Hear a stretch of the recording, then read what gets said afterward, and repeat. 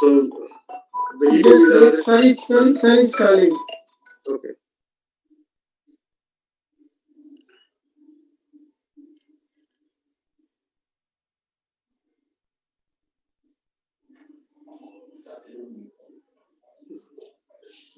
Uh, uh.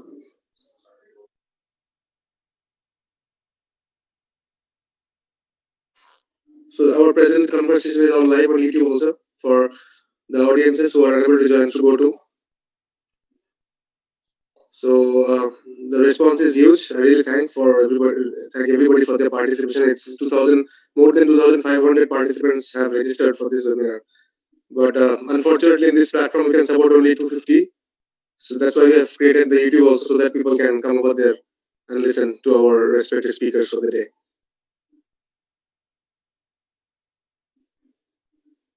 Dr. Sujit, sir Yes. there is some problem with network. Sir will join later on and he will speak Okay, sir. about the presidential address later on. Sure, sir. Sure, sir. Now we And can sir, start. our IT official is already in touch with him, so they're coordinating with him also. Okay. So, sir, with your permission, we can start the webinar then. Yes, we can start it. Okay, okay. Dr. Nandi, over to you. Thank you, Sujit. I will request Betseba to start the proceedings. Betseba, please start the proceedings of today. A very good morning to all. I welcome each and every one of you to this studio webinar on fermentation, interplay of microbes, immunity and nutrition, organized by the Department of Rural Development and Agriculture Production, RDAP, Northeastern University Nehutra Campus, Meghalaya, and duly supported by the Biotechnology Industry Research Assistance Council by RANC, a Government of India enterprise. I'm Betseba Besaimer, PhD Scholar of RDAP Department Nehu, and I request all the speakers to join now into the link provided. First, let me brief you about the webinar. This webinar will cover the most recent technological advancement in the field of fermented foods and beverage, with the goal of integrating industry and academic best practices for upscaling and commercialization. As we know, the Northeast has been home to a wide range of ethnic tribes and communities, and each group takes pride in having its own distinctive culture, custom, and food. The practice of food fermentation is a widespread tradition that has persisted for millennia and is skillfully practiced by almost all tribes as a part of their lifestyle.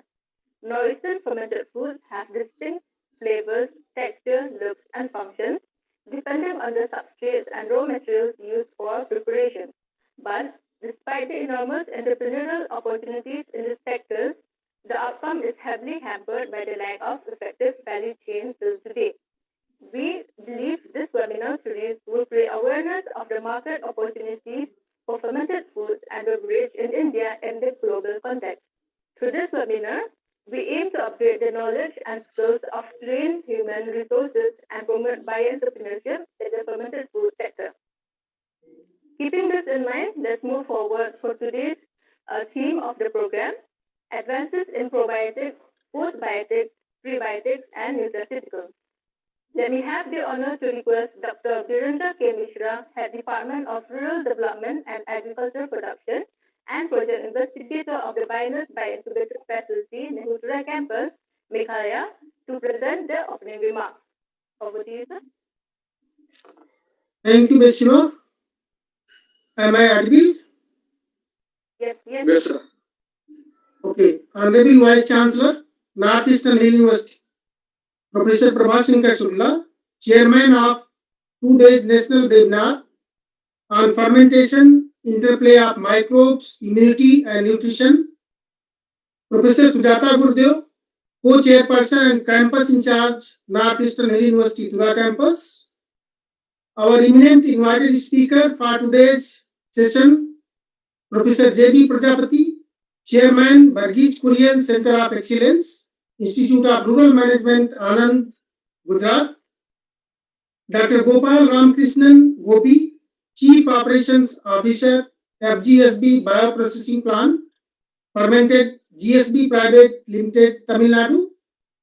Dr. Prakash Halmi, Chief Scientist and Professor and Head, Department of Microbiology and Fermentation Technology, Food Protectants and Infestation Control, CSIR, Central Food Technological Research Institute, Mysore, Karnataka. Dr. Nirja Hajela, Secretary, Gut Microbiota and Probiotic Science Foundation, Head Science at Yakur Danone India Private Limited, New Delhi. Dr. Suman Kumar Nandi, Chief Executive Officer, Birec Bionest, Nehutura Campus.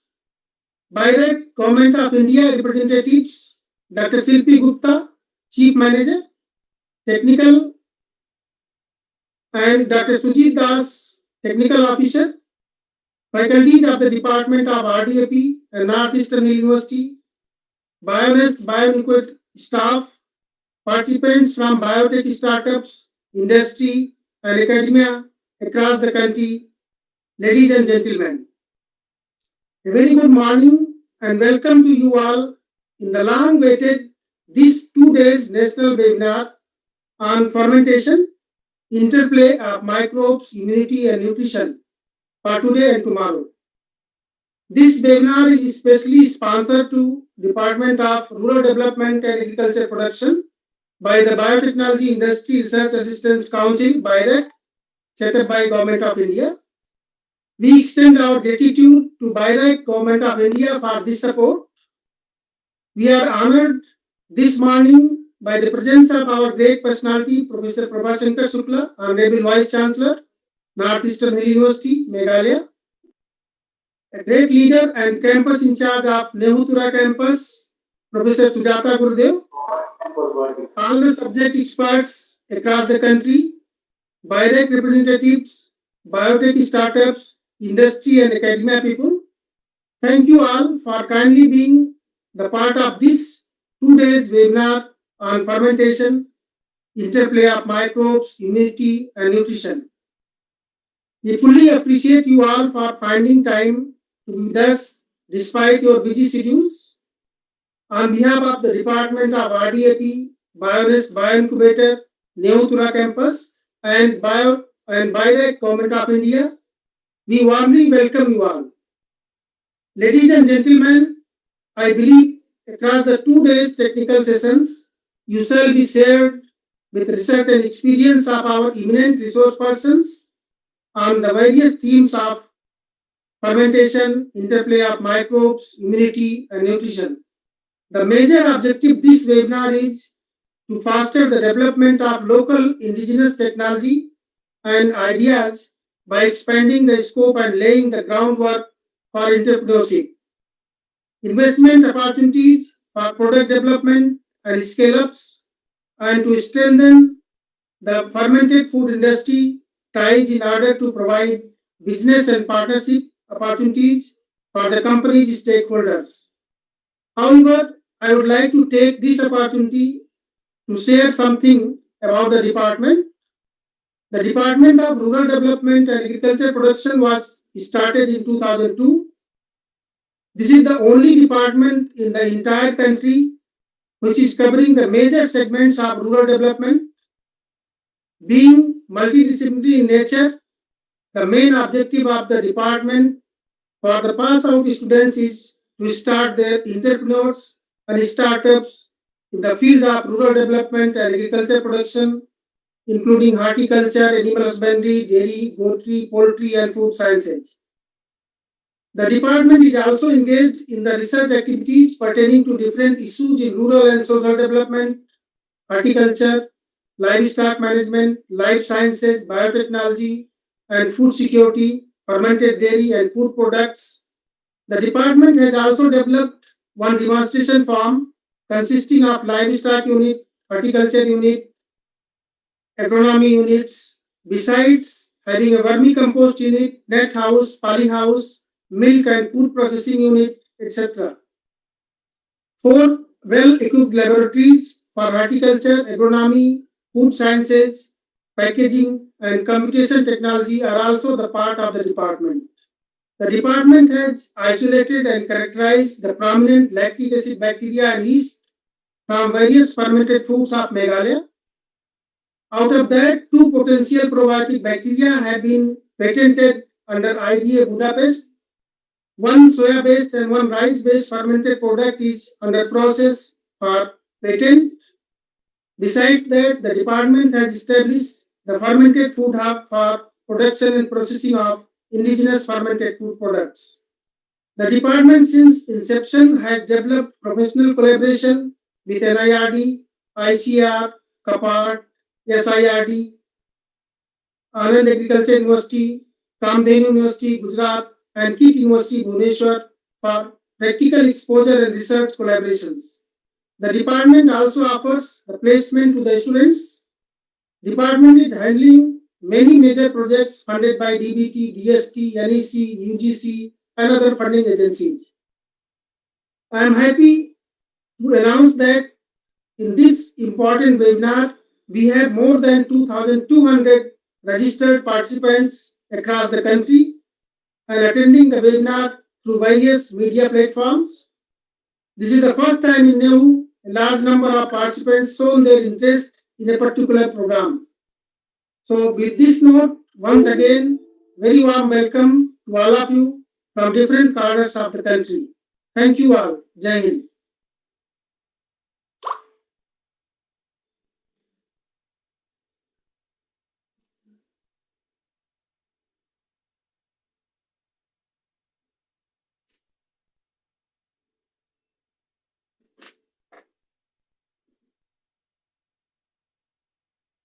You're not audible, Betsua. You're not audible, Betsua. You're not audible.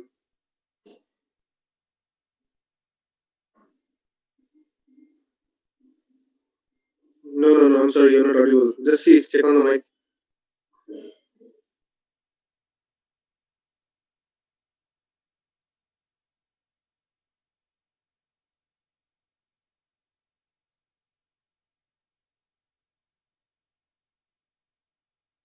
Still not audible. Still not audible.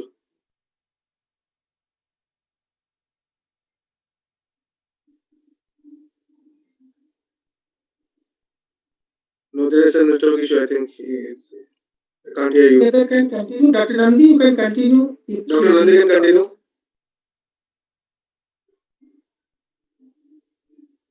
Yes, can you hear me now?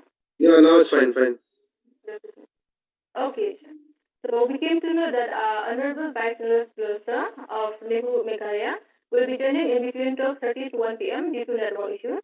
And moving forward now, I would like to request the co-chairperson of the program, Honorable Campus in Charge, Nehu Tura Campus Meghalaya, Professor Sujata Gurudev, to introduce the gathering with our beloved Nehu Tura Campus. Thank you so much for this opportunity, and congratulations to all who are gathered together for this two-day webinar on fermentation, interplay of microbes, immunity and nutrition, organized by Rural Development and Agricultural Production, RDAP Nehu Tura Campus. You've just heard a wonderful introduction to that, supported by BIRAC, Biotechnology Industry Research Council, the Government of India Enterprise. And I mean, together it's making a formidable combination. So congratulations on that. And I believe the first day's program is going to be looking at probiotics, post-biotics, prebiotic, and nutraceuticals. First of all, I would like to, with permission and due respect to the chair, the Honorable Vice Chancellor of NEHU, Professor P.S. Shukla ji, who would be, I believe, joining us shortly. I would, first of all, take his permission to be, talking to you all. And we have with us Dr. J.B. Prajapati, Chairman, Varghese Korean Center of Excellence, Institute of Rural Management, Anand, Gujarat. And we have with us Dr. Nirja Hajila, Secretary Government, Microbiota and Probiotic Science Foundation, Head Science at Yakult, the None India Private Limited. Then we have Dr. Prakash Halami, Chief Scientist, and Professor ACSI, our HOD Department of Microbiology and Fermentation Technology, CSIR, Karnataka. We have Dr. Gopal Ramakrishnan Gopi, Chief Operations Officer, FGSF Bioprocessing Plant Fermentation, GS We Private Limited, Tanjavur, Tamil Nadu. Now you're going to, and of course we have a host, and I'm sure a galaxy of academia and dignitaries and intelligentsia, and we are going to be very, very well informed by all of them. And it's going to be a very, very fascinating webinar which is coming up. Now, I would like to just give you a brief introduction to our campus. Ningutura campus is, I would call it a dynamic hub of academic excellence. We have a very, very young team, and in a way, we are putting together, for the youth of this portion of Northeast. We would hope to become in future a center of excellence. Now, under the very, very close patronage of the Honorable Vice Chancellor Professor P.S. Shuklaji, the day-to-day activities are taken care of by the campus in charge, and along with the entire academia, the teaching, non-teaching. The campus was established in 1996, and it began with two departments. It had a very, very specific goal and vision right from the very beginning. It wanted to be the educational hub, which would be catering to a cross section of the regions across Garo Hills, and all the colleges as well as other institutions which are closely affiliated. Now, that was the goal. And it also was very much going to be something which would give the community not just academia and academics, it would also give them vocational abilities. So, right from the very beginning, the vision of Nihutura campus has been towards vocationalizing skill-based development and entrepreneurship. Now, this actually to us, we have about 11 departments, which includes Garo, English education, rural development, agriculture production, management, agribusiness management, food technology, computer applications, horticulture, forestry, history and archaeology, and we have a program, self-finance program offering the Master of Social Work. So totally we run about 14 programs.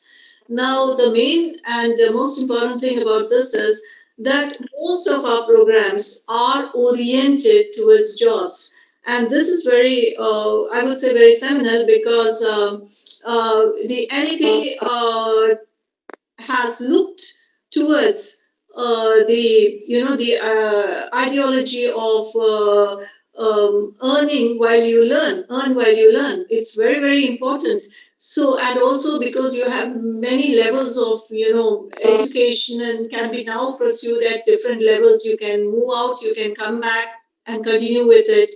So our campus is fully, you might say, totally oriented towards uh, NEP 2020. That is what we are looking to in our campus. In within maybe 1 year, we hope to incorporate almost everything. Now we have the incubator centers. We have got altogether. At the moment, we have 3 incubator centers, one MSME, which is registered, and that is again functioning in the same way. And just now, we have got information that the fifth incubator center, which is again about innovation and entrepreneurship, which has also been, we've got the permission to go ahead with that.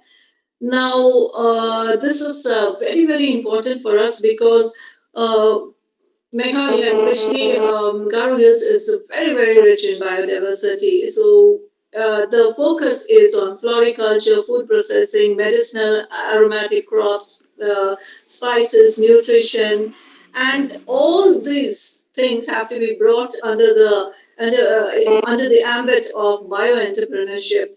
So in this, we see Nehutura campus as you know.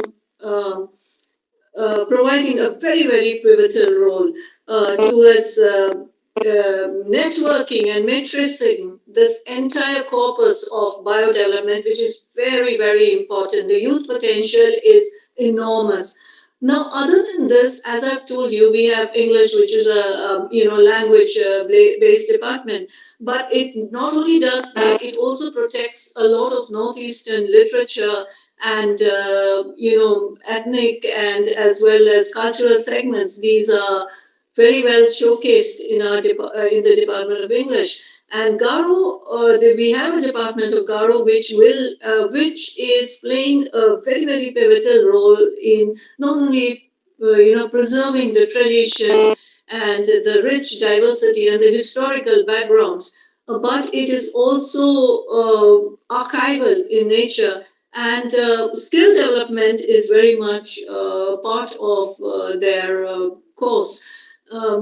Certain things like the Lion Loom project, where students are equipped to learn handicraft. We hope in future to make it a full center where handicrafts and preservation of this rich ethnic tradition, where like their folk music, their clothing.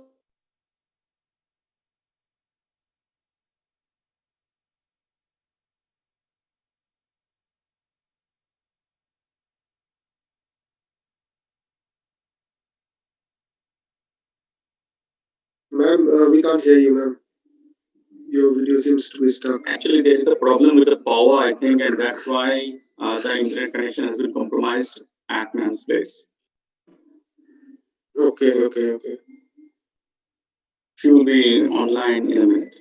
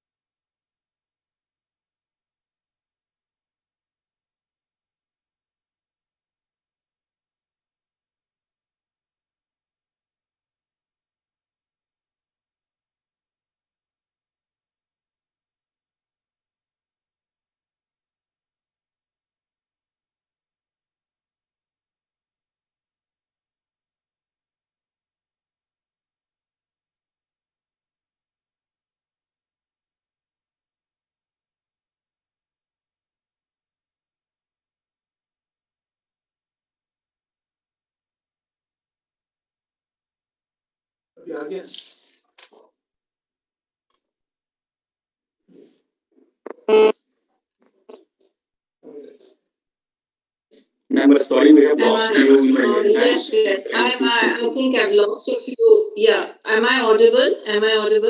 Yes, clearly, ma'am. Yes, ma'am.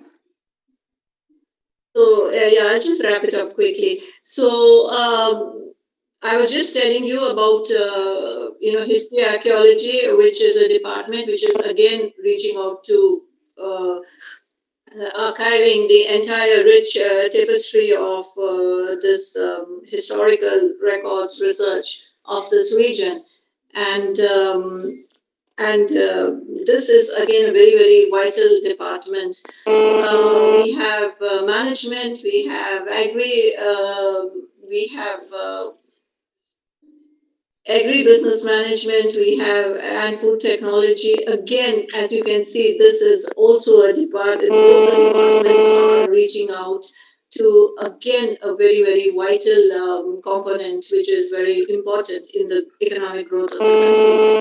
And in a sense, I would say Tura campus is almost having all the growth potential uh, in providing services, not just degree, but also, as I said, largely skill development.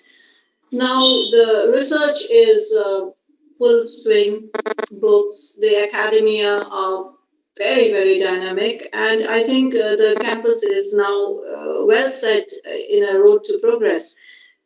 Um, we have social welfare, which is again, as I said, a program which is related to development of the entire, outreach to village communities, and it keeps in touch with everything. So as you can see, while we look at all the and the computer applications, and I would like to say this and with great pride indeed, that we have an NTA center, which is a state-of-art center with almost 100 over 100 computers, and this has helped all the examinations, online examinations can be taken right here, and it makes it much very very easy, student friendly community. And I would like to say that we are looking forward to building up a community of students, academia, who are well versed with the global requirement in 2030 of this great nation of ours, which is going to be, at its highest potential by that time. So we are, especially now when we have these incubator centers, especially as we are having a seminar like this, this webinar, we would be, looking to innovative ideas. We would be looking to, entrepreneurship. We would be looking towards skill development, and we would be looking towards creating a huge body of know-how, student know-how, and business. It's like a huge business hub, and that is why one of our key motives is that we need to be very very self-supporting, and we it you know entrepreneurship is basically the key factor in in a biodiversity river like this. It is at one level it is protection as well as utilizing your resources, keeping in mind sustainable development, so keeping in mind the ecosystem, protecting the community. So in a way it is, I would say it is well in keeping with the great futuristic development of our nation. And I believe Northeast is poised to be a very, very great economic hub. And when we look at the global south, certainly we consider Northeast to be pivotal. And when we look at Northeast, obviously the academic institutions will be playing a very major role. And in that, we hope Tora campus can play its role. And once again, I would like to congratulate all the academia here, all the staff, all the know-how which is present here today for putting together this wonderful, wonderful webinar. And I'm sure the coming hours are going to be very, very fruitful. So I wish you all the best. And thank you very much for having me on board. Thank you. Namaste. Thank you so much, ma'am, for your kind words and for your brief introduction of the different departments of our Nehutra campus. So moving forward, I request the direct representative, Dr. Sujit Das, Officer of the Technical Department, to state the purpose of today's webinar. But first, let me give a brief introduction on Dr. Das. Dr. Das is working as an officer technical at Thailand. In this capacity, he is responsible for technical due diligence, evaluation, and management of projects, focusing on the areas of industrial biotechnology, waste management, secondary agriculture, veterinary science, and aquaculture. He is also responsible for identifying the priority areas of research and looking for ways to boost innovation in these research areas. He is coordinating program in e-waste, microbial fermentation, and smart proteins. It holds more than 30 research publications and is the recipient of more than 20 plus awards, including Best Paper Awards at national and international conferences, and the national level Young Scientist Award. He is also a doctoral alumnus of NEHU and always remained a close associate to our ventures. Now I welcome Dr. Das and request him to brief us on the purpose of today's webinar. Over to you, Dr. Das. Thank you, Matsiva, for the introduction. Like you said, Nemo has already, it has my heart always, as my supervisor was Dr. Mishra, who is here today. So quickly coming to the purpose of the meeting, like, but before that, just let me tell about a little bit about BIRAC. What is it for the people who are still not aware? Like BIRAC is Biotechnology Industry Research Assistance Council. It's a not-for-profit Section 8 Schedule B public. Can you hear me? Yes, we can hear. Okay, thank you, sir.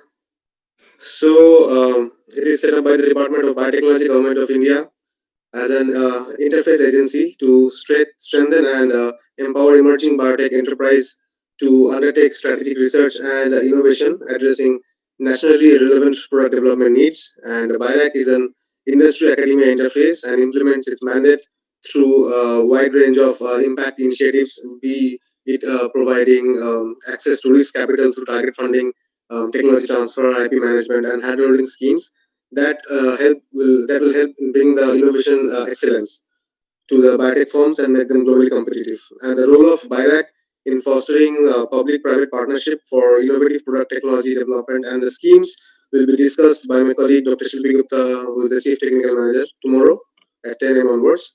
And the webinars that we are conducting, it's being organized by BIRAC as a part of mentoring support for enhancing the research and innovation capabilities of Indian biotech industry, particularly startups and SMEs.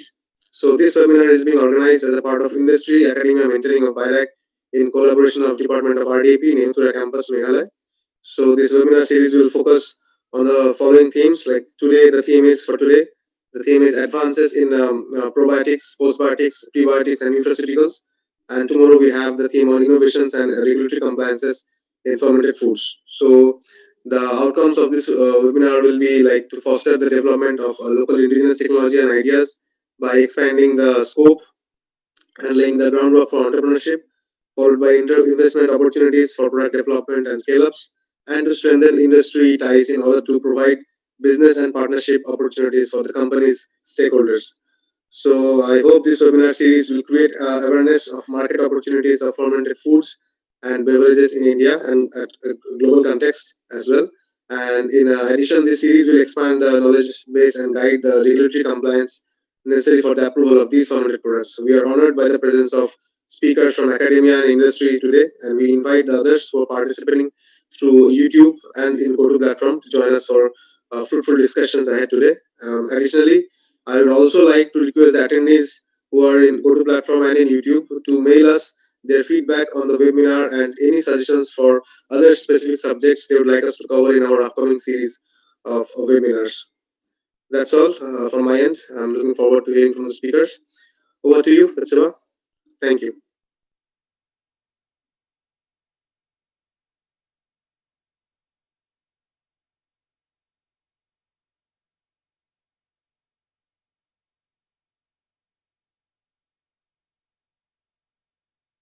Dr. Nandi, can you hear me?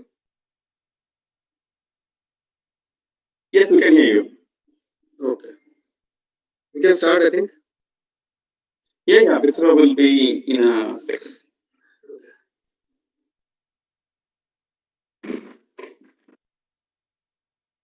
Just give me a minute. Can you hear me? Yes. Yes. Okay.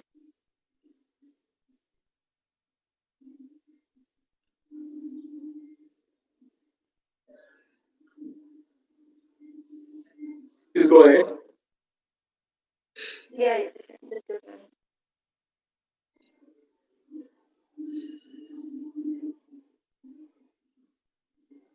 Okay, thank you so much, Dr. Das. Now I would like to invite. Your voice is getting echoed. Your voice is getting echoed. Okay.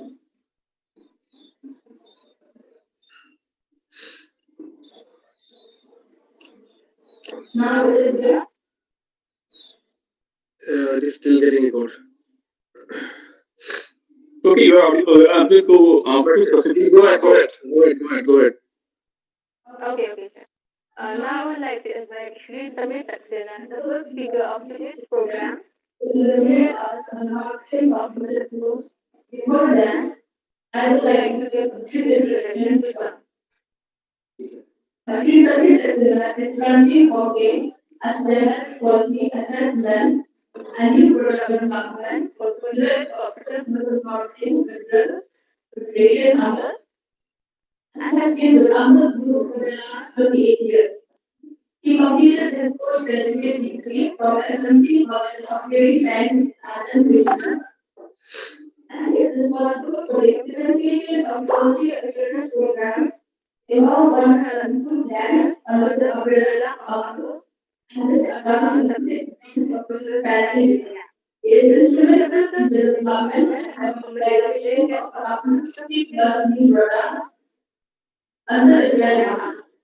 He has also been awarded with the Dr. Joseph Memorial Award for his outstanding contributions to dairy and food industry in 2019. The IUS was given law and thanks to the I just want to mention that the time limit for the talk is 35 minutes, followed by a discussion of 5 minutes. We will provide a reminder of every 30 minutes for each speaker. Over to you, sir.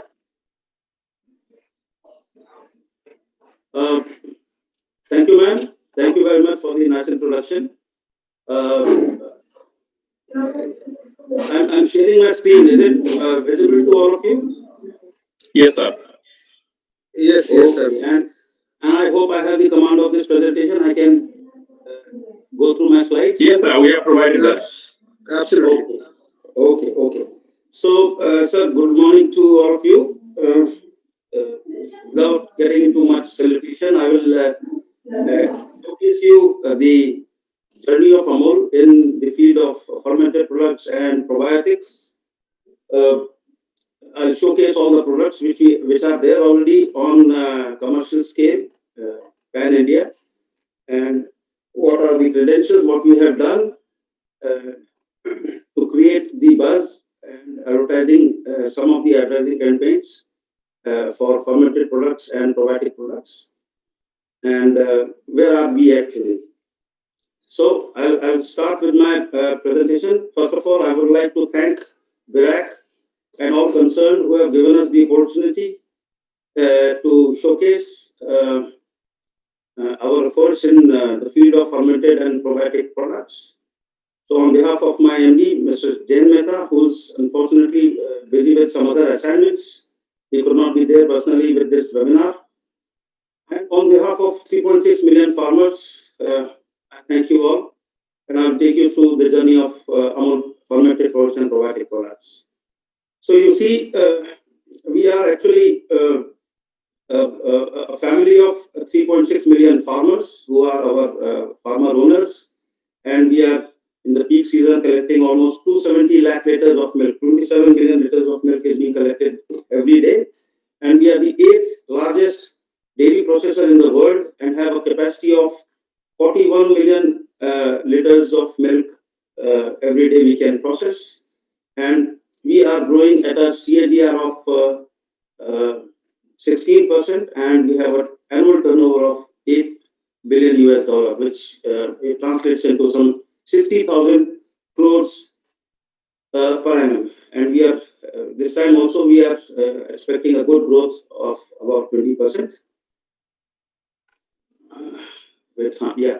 So our plants are situated across India, right from Srinagar to as south as Pondicherry and Bangalore. We have our plants.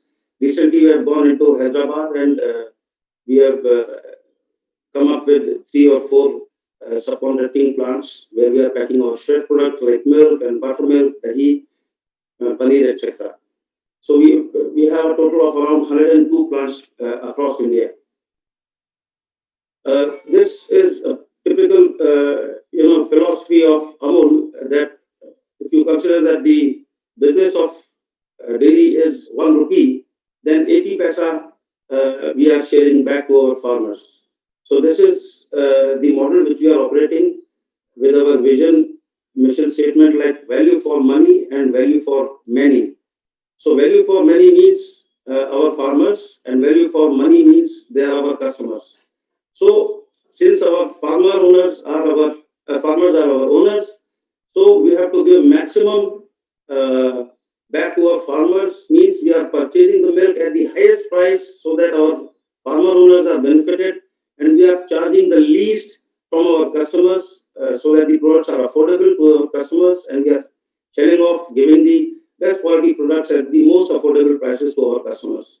So this model doesn't exist anywhere in the world. If you see America or European countries or Australia, New Zealand, you'll find this ratio is 33, 33, 33.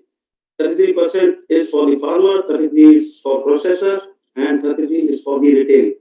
But here, 80% of the money which we earn through the dairy business goes back to our farmer.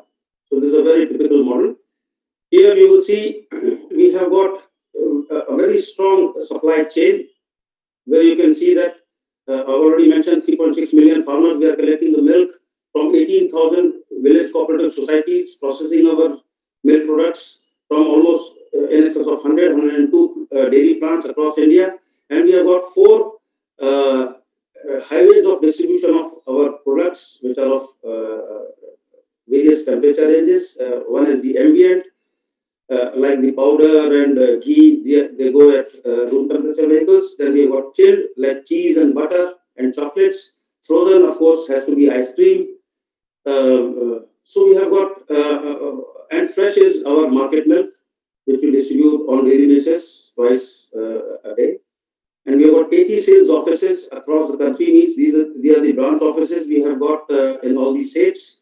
10,000 distributors and almost 10 lakh farmers or 1 million, 1 million retail outlets we have.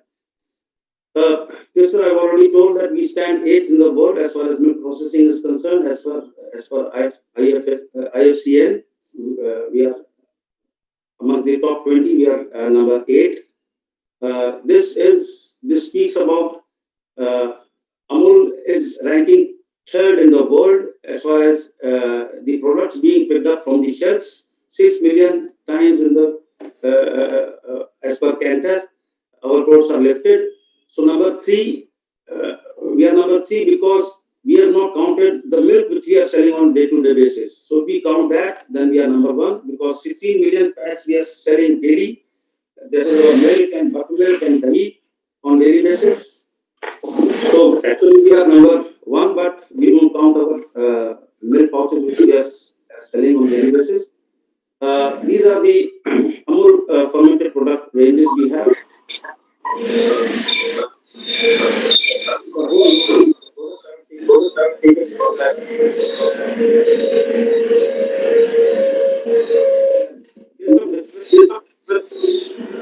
I request others to please switch off their, mute themselves and let Dr. Saxena continue, please. Others kindly switch off their mics. Sir, you can continue, sir. Yeah, thank you. So these are some of the curd or dahi of various ranges, like Masi Dahi. This is the largest selling brand. We have both in pouches and cups. Then we have got light dahi, which is basically out of skim milk, and this is Kadi dahi. I would like to take you back to your childhood. I remember that when I was a child, when we have to make curry at home, we used to buy, very, very sour curd from a person who used to come with a earthen pot behind his cycle that is specially intended for making curry. So this we have nicely packed in a pack, and we are selling it on daily basis in various markets. Then we have got some fermented products like strawberry dahi and mango dahi with goodness of fruit. Then some regional preferences products like lassi. This is doing very good in Calcutta. Meetha dahi in UP, and Mishti doi, of course, in Calcutta, and we launched it in Bombay also, but we could not succeed much there. Meetha dahi is doing very good in UP because there people have the habit of eating this sweet dahi with rice. Rice का कुछ वो होता है उसमें they add dahi in this and then they eat it. So very popular in UP. Then we have got stirred fruit yogurts, which we are creating to the new market trends like blueberry and pineapple and strawberry yogurt is there. We have started it from Bombay. It's going in Gujarat as well as right up to Pune and probably Bangalore. We have launched. So we created the awareness and through some videos which we circulated made by Dr. J.B. Prajapati. That was especially during the COVID, which was highlighting that consumption of fermented products and dahi can save you from infections of COVID or alleviate some of the implications of COVID. So this we did it at the time of COVID, and this had a very great impact because as the COVID started in the month of March, there were serious drop in the sales of the fermented products. People had started stop consuming these products, but with the this video, we made it viral on social medias and WhatsApp, and then we had seen some color of these this viral video that the sales started picking up again. Then we have also launched a high protein lassi and high protein buttermilk in Tetra Pak, which is again a fermented product. So this has benefits of post-biotics, and for this we received the first prize in consumer nutrition category in IDF, which concluded in September 2022 in Delhi. So after 48 years, IDF was hosted by India. So we got the first prize in this. Then there are some specialty products made out of fermented dahi, like Shrikhand. We are there. We have also launched Charnamrit again during the time of COVID, because even selling out prasad or Charnamrit in mandir was banned. So we came out with a very sterile pack of Charnamrit to be dispersed in mandirs and religious places. Then we have got sour cream, which is again a fermented product, and some savory products made out of quark or hung curd, which is like masti dahi tikki. Coming to the probiotic range, we have got a lot of products on probiotic portfolio, like the buttermilk and lassi. Recently, we have come into Chach. I will take it later on. So our journey basically started in 2007. We started working in somewhere in 2005, and we launched Amul probiotic ice cream in 2007. For which we did a lot of print media campaigns in newspapers, and then promotional activities like hoardings, then radio jingles, ESCOM brands on TV, and visibility at the point of sales, which we created for probiotic ice creams. And this is the award we got. And also we got the award in the same year for sugar-free probiotic ice cream. So other products which are there on frozen probiotic range, are like our choco bars of various prices, like choco pop in 5 rupees, choco bar 10 rupees, choco bar 20 rupees. Then we got frozen yogurt, and then a sugar-free probiotic ice cream like Shai Anjeer and vanilla. So the benefit of putting probiotics in ice cream is that the distribution increases. So your reach increases, because ice cream can be transported to distant places. But if we are into fermented products, because of their limited shelf life, we can the market is limited because of the shelf life. So this has a shelf life of around 1 year, and since it is ice cream, we are distributing pan India. So all consumers who are consuming our probiotic choco bar and frozen yogurts, they are getting the benefits of the probiotics. Then other products in the fresh range, they are like buttermilk, lassi, yogurt. This I have already shown you earlier. We are reaching to almost 2.2 lakh outlets on daily basis. The same probiotic products now have come in a very catchy format. This we call it as pack of 6. We have launched it from Bombay market, reaching in Gujarat and up to Bangalore.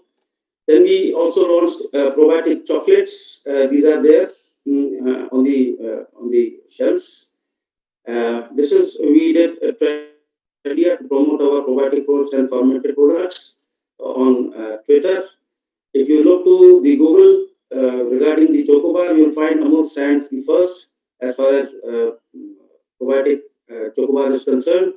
These are some of the promotional activities which we did for promoting our probiotic products on TV, newspaper, YouTube, or social media, and the radio. These are some of the TV campaigns we have. India's first probiotic frozen yogurt, and then Amul probiotic ice creams. Then we have got some targeted advertisement claims during the festivals like Durga Puja or Ganesh or Lodi. We come up with some advertisements and we connected to our public during those regional festivals. And then this time when we had that World Cup of football, we connected our two products because we were the regional partner for regional sponsors for the World Cup. So the photograph of the footballers were there on our pack also. This is the TV campaign for Masti Dahi. And reaching the millennials means we are into Facebook, YouTube, Twitter, LinkedIn. So we are reaching a lot of customers through the social media. The number is huge. This is in numbers the journey of Amul. In terms of numbers of serving, we were reaching in 2007 it was only 15,000.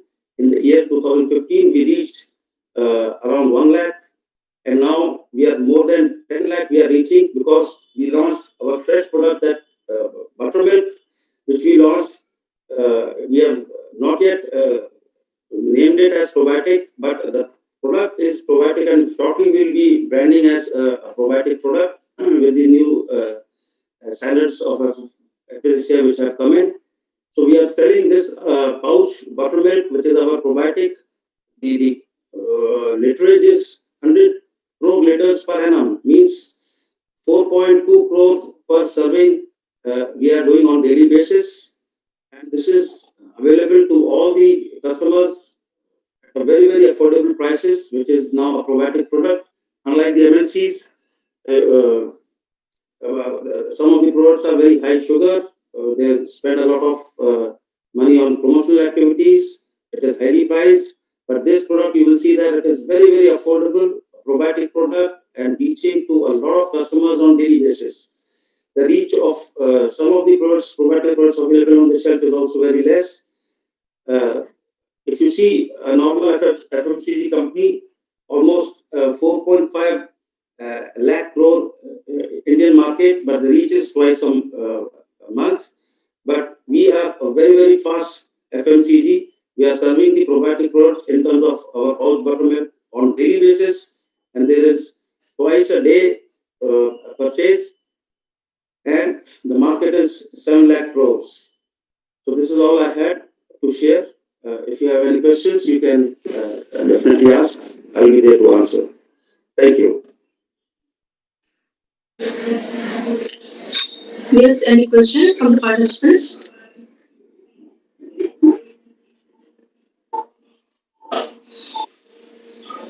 I think there's a Actually, we have one in the in the chat box. Right. Okay. From Dr. Prakash Alami. Dr. Alami is asking to Dr. Saxonite, could you kindly elaborate whether Amul has bifidobacterial probiotic supplementation through dairy products? Question from Dr. Alami. Yes. Sir, our products are having two stains, DB12, bifidobacterium, and LA05, lactobacillus acidophilus. So both these probiotics are there in all our frozen products and fresh products. But in buttermilk, we have only one bacteria, that is bifidobacteria bifidum.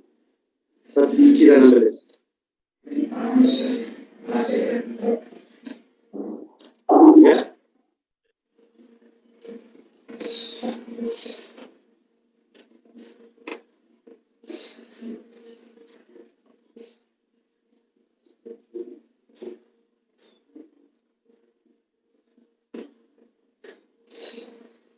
Okay, I don't think there's any more questions.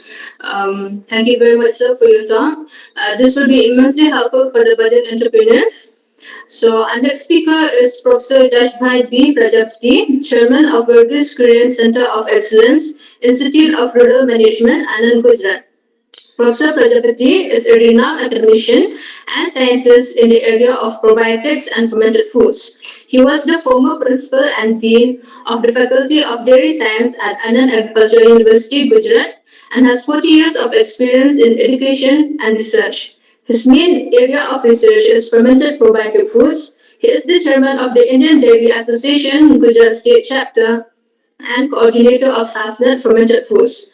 He has completed a number of research projects for ICR, DBT, State Government of Gujarat, EU, and SIDA, and has more than 500 publications, including 2 textbooks. He has guided 32 MTech and 9 PhD students.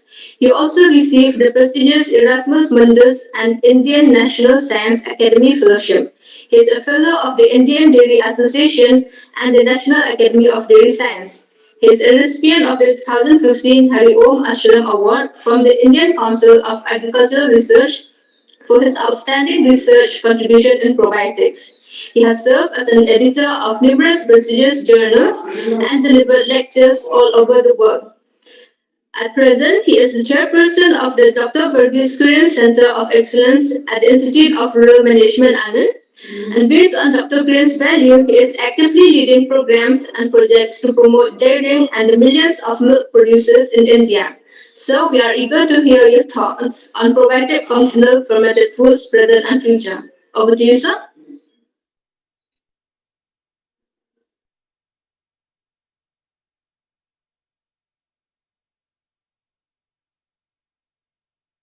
Thank you very much, madam, and good morning to everybody.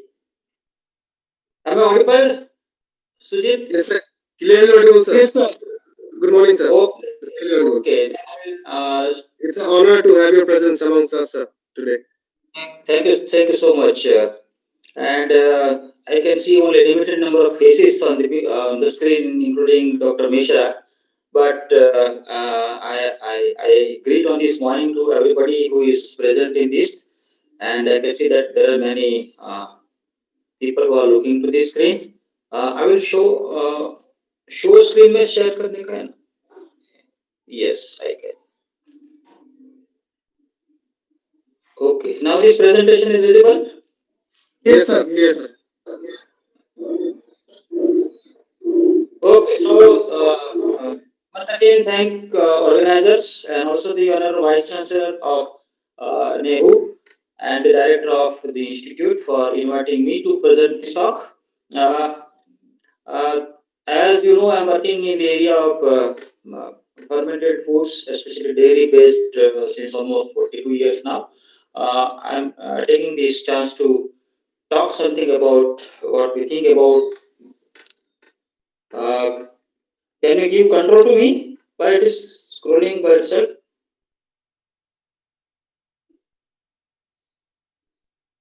Sir, the control is with you, sir.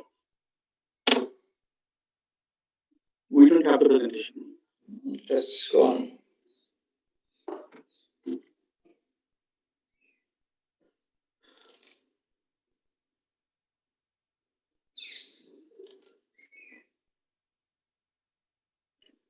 Okay, so just let us ask the first question to our audience because many people registered, and I hope those people who are not serious about food they should ask that our existence is on food, and by consuming food we also want to be happy and healthy. And with this note, we also have a serious problem of I don't know why my screen goes off repeatedly. Can see you, sir. So we can see the presentation too. Yeah, the presentation is clear, sir. But I'm getting many pop-ups. That is why I'm getting confused. That is why. Anyway, now it is clear. So we have a serious issue with the food security and nutrition. This is the background. because with that we are coming to the point.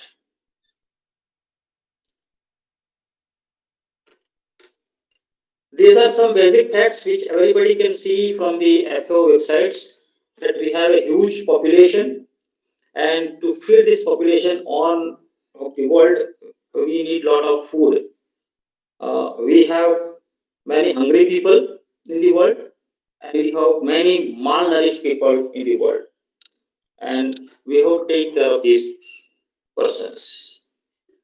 As far as WHO's report is concerned, similar data: malnutrition 30% of the world population.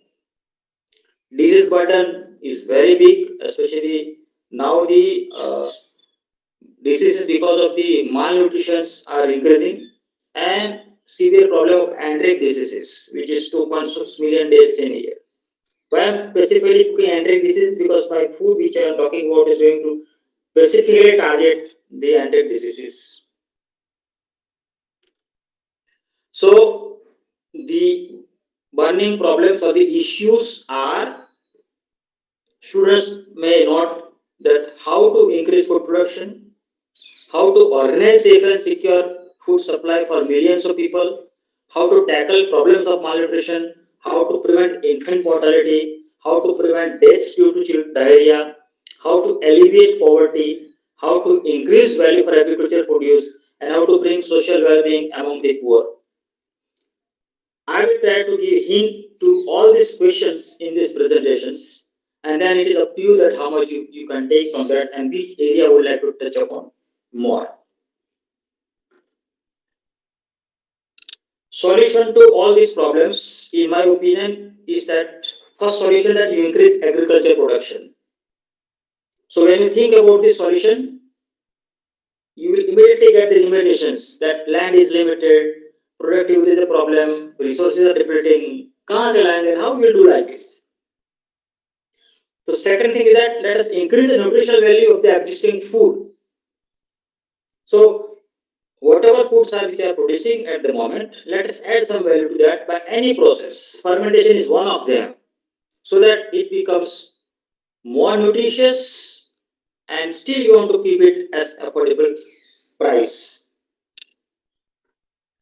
So fermented foods in general and probiotic functional foods in particular are the best suited for this purpose.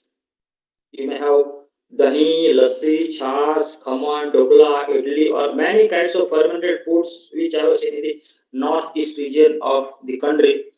They are a solution because they are nutrient dense, they have one or the other health properties, and they are also affordable in that region. So all these criteria are met by these fermented foods, and that is why we are talking about fermented foods. It really makes sense. I'm trying to come to probiotic, and that is the first I'm talking about the role of gut microbiota. What are they doing in your belly? You may be knowing, being a microbiology students, that you are 90% of a microbe and only 10% human being in terms of number of cells. Okay, if you go further in terms of number of genes, no, you will be only 1%. Only 1% genes are contributed by human being, and 99% genes are contributed by microbe within your body. So understand the power of microbes, and that too when we come to gut, the microbes play an important role as they are offering protective, metabolic, and trophic functions. These are very, very important for survival of the human being. And the gut is the largest immunity development organ. Probably my colleague Dr. Nilja will talk more on this, but I'm just taking the chance to uh, give you an insight that how important is the gut microflora. So, malnutrition of modulation of gut flora with beneficial bugs will positively affect all these functions. And here is the role of fermented foods and probiotics. Uh, as I told, this is just a glimpse from editorial nature. So all the microbes, they are with you, they are active, and they are working. It's not that they are just lying down and enjoying that what this human being doing, let me see. It's not like that. They are much more active than you. Even when you are resting, they are working. They outnumber your body cells and they govern all your activities. Slowly, slowly, the world is knowing the power of microbes. Now coming to the food industry prospects, you should know that India is the largest food consumer also, being with very high population, and food industry also is the largest job provider. See, 9 million jobs by 2024 we are. So the growth rate is 11% CAGR, and the food processing sector as it is only contribute to 32% total food industry. But food consumption in India will be doubling by 2030. So in coming 8 years, we have to double the food production. This is the challenge for all of us. If you see, coming to functional food markets, globally from food to functional foods, it becomes a little bit narrow. But the thing which I wanted to show here in this slide is that you see the growth rate of India, 9.8%. It is the highest one. And hence, all those scholars who are doing research in food institution, they are going to have high potential, and the industry connected to food is also going to get a high value in near future. This is the size of functional food market worldwide, and by 2027 it is predicted it will become 267 billion US dollars. And if you compare the market in India, it is 566 billion US dollars by 2023, which is predicted. So, along with the world, we are also growing. But still in India, the processed food market is less as compared to other countries. Now, when we talk about the global functional food market share, I am very much encouraged by seeing the largest piece in the circle contributed by the dairy sector.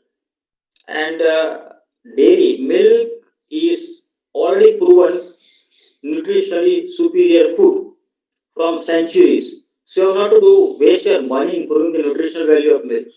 And that is why milk has become the base for developing many functional foods in that.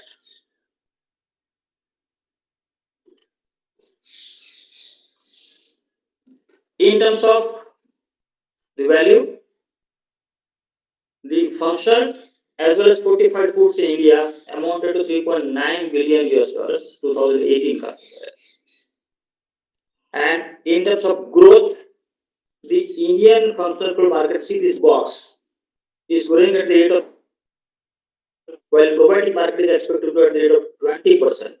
That means in next 5 years, probiotic market is going to double, and this will be a good news. Dr. Nirja, if you are listening, please go ahead because the effort is now roaring, and we have plenty of products from Amul and Mother Dairy and other people.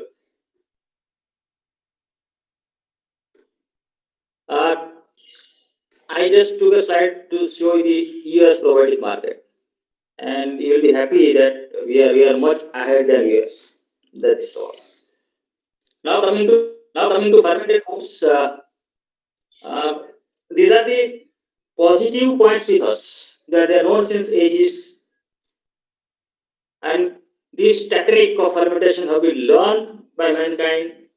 Not only milk, but also fruits, vegetable, fish, meat, tubers, and so many everything, anything and everything. I have seen people stones also fermenting and making some curry out of it. I do not know, but such things are seen many times in Google stories. The process is very simple, natural, less energy incentive, means less polluting. So there is no waste generated in that case. So it is most environment friendly process, and that is why we say that it is one of the best tool to achieve our United Nations Sustainable Goals, our stages 2 and 3, which it can. So fermented foods has got such a great potential. When we talk about the microbes which produce fermented foods, we have generically mostly lactic acid bacteria, which are good, not regarded as healthy bacteria. However, when we talk about specific health benefits, the benefits are restricted to strain level. And that is why this is a major difference between a probiotic and a fermented food. When we sell a probiotic food, it should have a well characterized strain which have been proved to have at least one health benefit. So this should be known. However, in fermented foods, we give many generic claims that they are improving your gut functions, they are reducing lactose intolerance, improving digestibility, proteins, many things are there. When you talk about the nutritional value of fermented foods, especially the scholars, they can address that when you estimate the nutritional value of any food, it will be affected by the changes during processing. तो processing changes है इसके अंदर heat processing आता है तो go for negative changes fermentation आता है तो go for positive changes and especially the changes which are brought about the fermentation, uh, it will be more important in terms of qualitative changes because same protein content may be different but become more nutritious. Same minerals, the content may be same but they become more easily absorbable. So the combination of nutrients which are present here and there, they can definitely play a role to improve the nutritional value of the fermented foods. So this is about carbohydrates and milk. We are talking about lactose. But like almost 20 to 25% of lactose will be fermented and it will be broken down to glucose and galactose. And hence, all those people who complain that they have lactose intolerance, they can consume easily the fermented milk in the case. Proteins, the basic change which is occurring by fermentation is proteins. That all the proteins are getting little bit solubilized, amino acids are released, peptides are released, and these peptides are not only nutritious, but we have got many bioactive peptides, and probably we'll have a couple of lectures on that also in this area. Lipids, almost least effect on lipids, but if there will be some release of volatile fatty acids, so it will improve the taste and texture of the product, and apart from that, it will also have some health benefits, especially you can take examples of the fatty acids. Sometimes different I see some other voice kindly mute. Minerals they become more easily soft when they're present along with maybe lactic acid, some other acids, because it makes it more soluble and then our body can absorb it easier. Similarly, we see other changes that, especially if you're going for fermentation of cereals or pulses or other things, where you've got anti-nutritional factors, those anti-nutritional factors are also degraded and they release the nutrients which have been locked by them. And that is also another advantage we are getting during fermentation. So vitamins may be synthesized, some of them may be used also, but mostly in fermentation you get the positive balance of vitamins. And anti-nutrition factors I told, especially the in cereals, may more in pulses, and that is why probably our ancestor devised the process of making idli and dosa better and this command better, keeping it overnight so that fermentation will make them more nutritious. If you talk about the functionality we talk in terms of the product qualities. Being a food processor or a technologist, you look that how this process will affect my food in terms of body, texture, taste, aroma, shelf life, everything. And the best part is that when you ferment it, it's not only that it gives diversity of products, but it also gives you a better texture and other things in that. So the apparent changes which are seen, for example, milk if fermented will become curd, so there will be physical transformation. You will find a gel, a set product like that. Similarly, taste aroma. And some cultures are acting as the normal natural stabilizers also. Just for example, we are talking about the exopolysaccharides produced by microbes. They don't have only the health benefits, but also they have the technological properties to make a product more stable and also enhance the shelf life. So, being a food technologists, you have to keep that how a fermented food can affect the functionality in terms of the product convenience, shelf life, as well as diversity. Presence of healthy bacteria in fermented foods can help alter the gut microbiota. So, functionality from the health point of view, and the major reason for which the probiotics are having is for modulation of gut microflora. And this function is very well established. Now we do not, even if there is no more research, people know that when you consume this, you will have some changes in your gut and it can happen. And all diseases related to gut, because in the second line which I have written is that control the growth of tumors and especially control of colon cancer, because intestinal tract and that too especially colon is the most affected part by the microbes. And if you have positive microbes, you have less chances of getting ailment there. Cholesterol management has also become very important. And also there are recent studies proving the effect on lifestyle diseases, especially hypertension, diabetes, and obesity. We have recently conducted one study on dahi with the help of Dr. V. Mohan, who is a very renowned diabetologist in the country. And we have found that dahi, consumption of dahi really helps in reducing the chances of type 2 diabetes. I have taken some of these from the website of Gut Microbiota Foundation. Uh, that what are the recent studies which have been done. So this can be seen from the foundation's website. So I am not spending time on these. It's the website address is gutfoundation.org.in. Immunity has become a buzzword during COVID, and still people are talking about it. And the market of immunity boosting foods has shown a steep increase, which will include the products from Amul also. If Saxena is there, probably you can just support me that this thing has happened. The market for probiotic functional foods has increased. And fermented foods is one of the best food in that category because it has everything in terms of the live microbes and in terms of the metabolites which it produces and in terms of changes which it causes, which will produce such a compounds which will help in boosting your immunity. So yeah, you'll find plenty of research papers on fermented food and probiotics and the immunity boosting studies and so. We had also done one study in geriatric population US before, and we have studied that different parameters which were selected for immunity boosting have improved even during consumption of probiotics for 3 weeks. So these things have been already well established that fermented foods can help your boosting your immunity and it is working for you. These are some studies which have been referred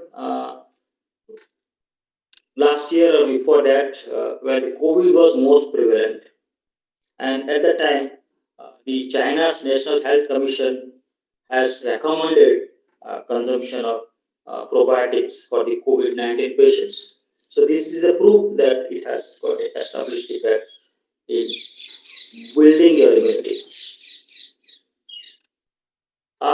Many studies have been done on the lactobacillus casei strain, Shirota strain, and some probably things will be definitely highlighted by Dr. Nirja after my talk, and hence we will also try to skip these slides. Whom we call as probiotic, just to give a glimpse that people, any Tom and Harry have started using word probiotic now. But before calling anything as a probiotic, please see that what is written in the definition from WHO and what has been confirmed in the FSSI. My only suggestion to all the students and the new scholars is that only those cultures which fulfill the criteria for survival in GI tract and which has clinically demonstrated some health benefit can be called as probiotic. All other, you can call them as a beneficial microbe, but don't use the word T, the word probiotic till it is proved. And this is a decision making tree to whom to call probiotic as far as FOWH is there, and same thing has been adopted by DBT ICMR guidelines in our country. So you have to have a well identified strain, especially at genetic level. It has to be deposited in international culture deposition. Then you have to do a safety assessment by in vitro as well as phase 1 human study. Then you have to go for functional characterization by in vitro studies and animal studies. And then you have to go at least one double blind randomized placebo controlled phase 2 trial. If that much is done, then only you can call it a probiotic. And then there are label requirements. If you go for phase 3 or phase 4, it is additional evidence. Otherwise, up to phase 2, you have to conduct a study to call any strain as a probiotic strain. And then this food which is prepared using that strain. A lot of work has been done at our university, which I have already narrated earlier also when I talked at NEHU. But just to remind you that we have done isolation, identification, and we have experienced different kinds of food matrices and also developed technologies for manufacture of them, and some of the therapeutic benefits have been evaluated. So at the moment, Dr. Subroto is also sitting, and we have some strains along with Dr. Mishra also, that we have about 12 lactic acid bacteria which have been deposited as potential probiotic cultures at MTCC in Chandigarh. We have already licensed one culture to Dr. Babu's, and the 4 more cultures will be licensed to Probiotic and Prebiotics India Private Limited. And we have plenty of students who have done their work. However, probably few work from this master's and PhD thesis still not published, and I recommend those supervisors that please follow up, and it can result into excellent research papers. When you want to develop a probiotic functional food, I would just like to highlight some of the technical insights into that if you want to be successful in the market, being an entrepreneur or industry people, first priority is organoleptically appealing. Otherwise, it may be a very, very, very healthy product, but if it do not taste good, it is difficult to give it. It will be treated as a medicine and nobody will consume. वो तो फिर नाक बंद करके P लेना पड़ता है जो पहले हुआ करता था. We had a product as called as acidophilus milk in 1970s and probably early 80s, and it was so sour, so tasteless that just doctors were giving that you consume it just like a medicine and finish it. But this is another situation now. You have to see organoleptic properties, the most important. Second thing is stability, because if you want to become sustainable in the market, you have to launch such products which will last longer. And with active microbes, to develop such a product which will have shelf life of more than 2 months or 3 months or 4 months is very, very difficult job. So you have to keep this thing in mind. How to do that? Large number of viable cells are very important, and a consumer friendly product format, the size as well as the appearance and the form, liquid or gel or solid. And the fifth, cost effective. You cannot go for very, very, very high pricing if you want to sell more. So what things we took in mind is that concentrate on viability, select the right food matrice, product must have excellent sensory attribute, and shelf life should be as high as possible. The advantage we thought is that most of our were technologies first, and then we took microbiology, and then took the health and the medical studies. And that is why our always the focus has remained on technology side. Probiotics in food can be incorporated in 3 ways: as ingredient, which is very easy and many people are doing this. Probiotics is adjunct culture. This is, in my opinion, one of the best way that you have a starter culture which will do the basic properties of preparation of a product, and then add probiotic culture as adjunct, so it will remain almost inactive or very, very little functional, but it will be vibrant and active.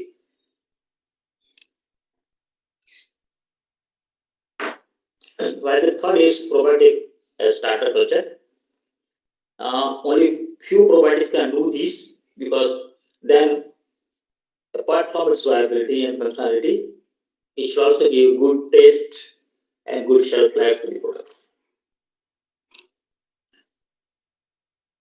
So once you decide that what kind of probiotic and what format you want to use, then you have to go for different types of products like natural products like dyeing or starch products like starch yogurt or lassi, buttermilk or chas if you go, or you can have blends with vegetables and fruits just like raita. We had this is a very popular recipes since ancient time that we use cucumber, tomato, and fruits like pineapple, sapota, and many other things.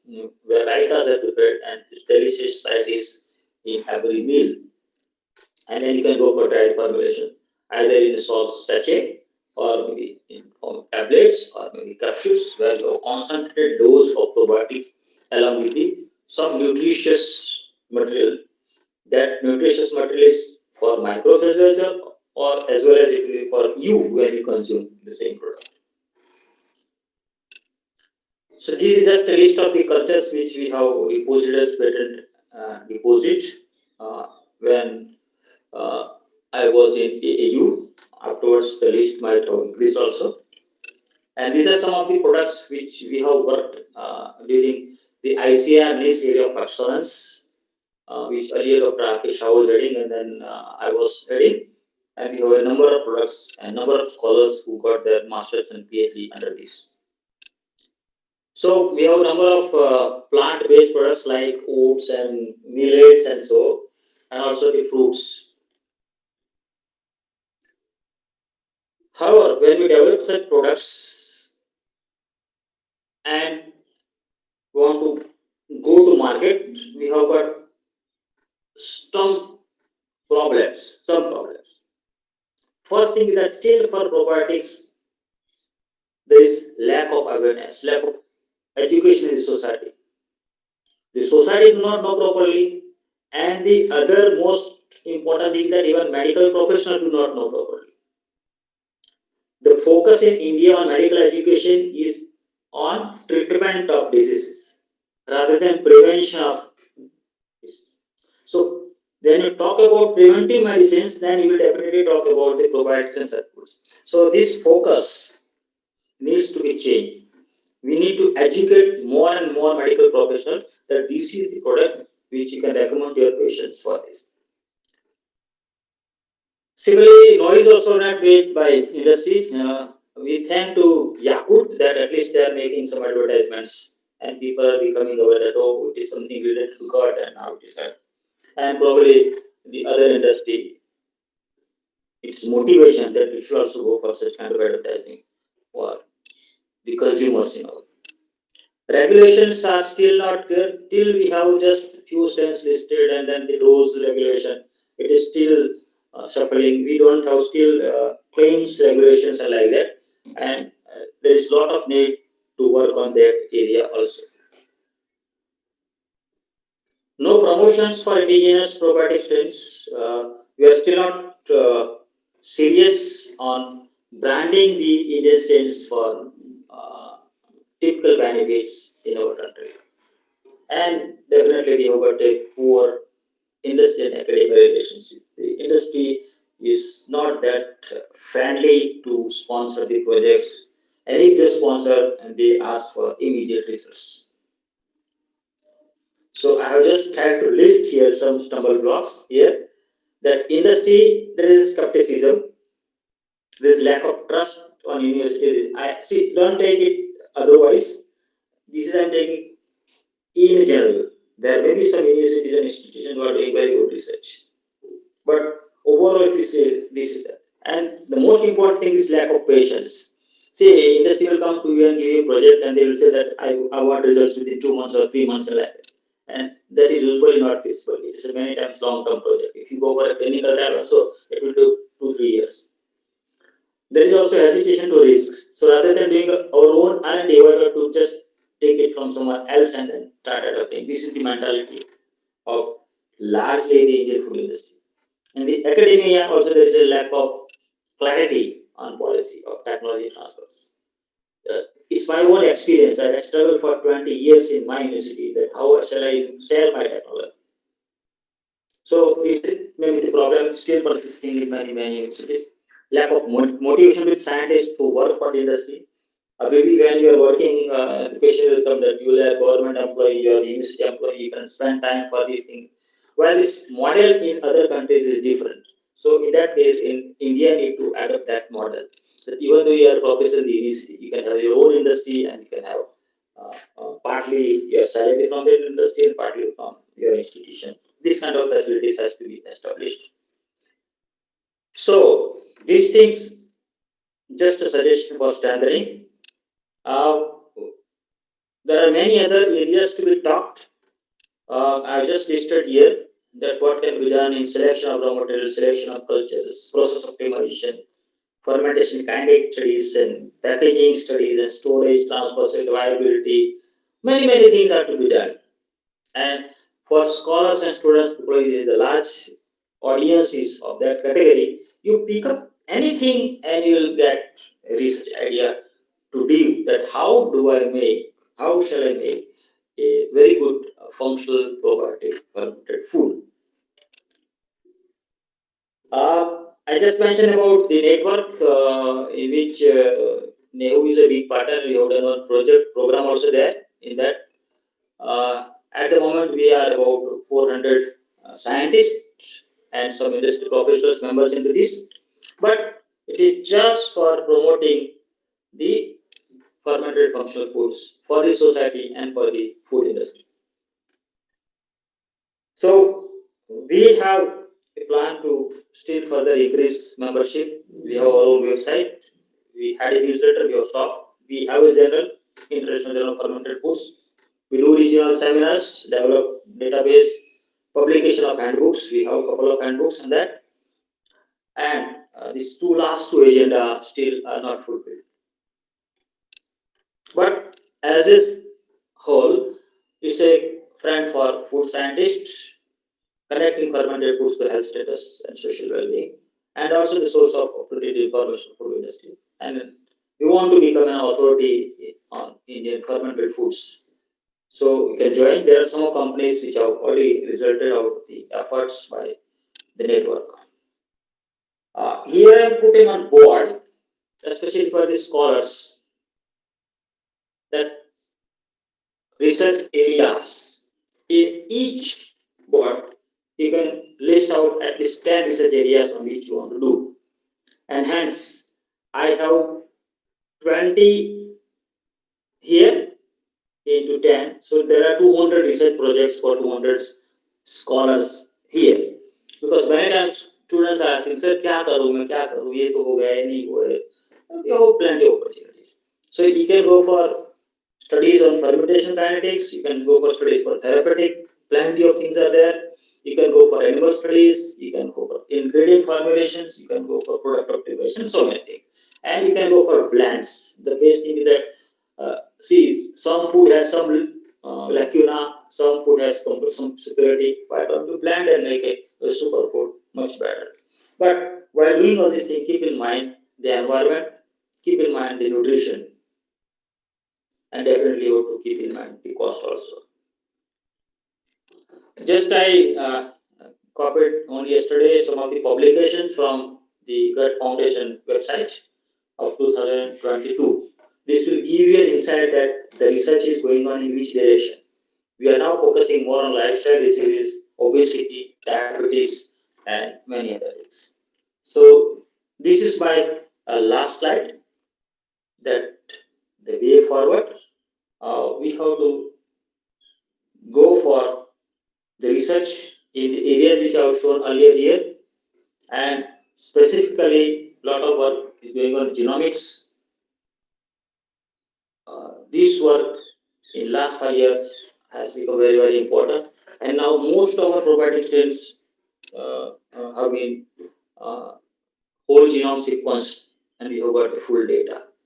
We have to work on immunomodulation, effect of lifestyle disease, gut-brain axis, and many other things that nutrigenomics, metabolomics is very, very rapidly developing. And we will require the technologists who can develop such kind of foods. We are heading toward the era of personalized nutrition. That this is a special food for Dr. Mishra, this is a special food for Dr. Rija, this is special. So doctor will recommend you that this is a food available for you, looking to your genomic data. So we have developed such kind of insight for food, microbes, and metabolites. Sustained fermented foods is one. Pi is another probiotic acid in India. Gut microbiota foundation is third one. And Dr. Nija will announce that we are going to have the next conference on probiotics next month itself. So please join hand in all such activities. And my acknowledgement goes to Lord Krishna because he is the first promoter and brand ambassador of dairy. He has promoted that दूध दही घी मक्खन खाओ और खिलाओ. Means to the limit that if you can afford, just steal it, but eat it because it is good for your health.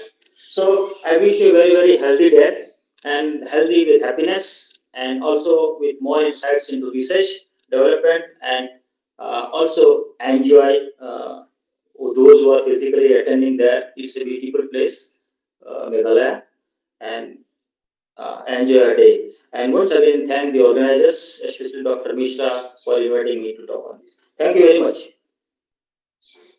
Thank you. Thank you, sir.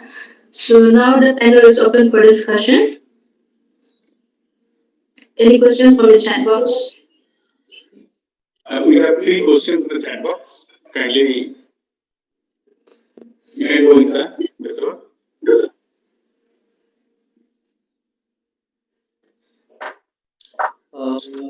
Yeah. See,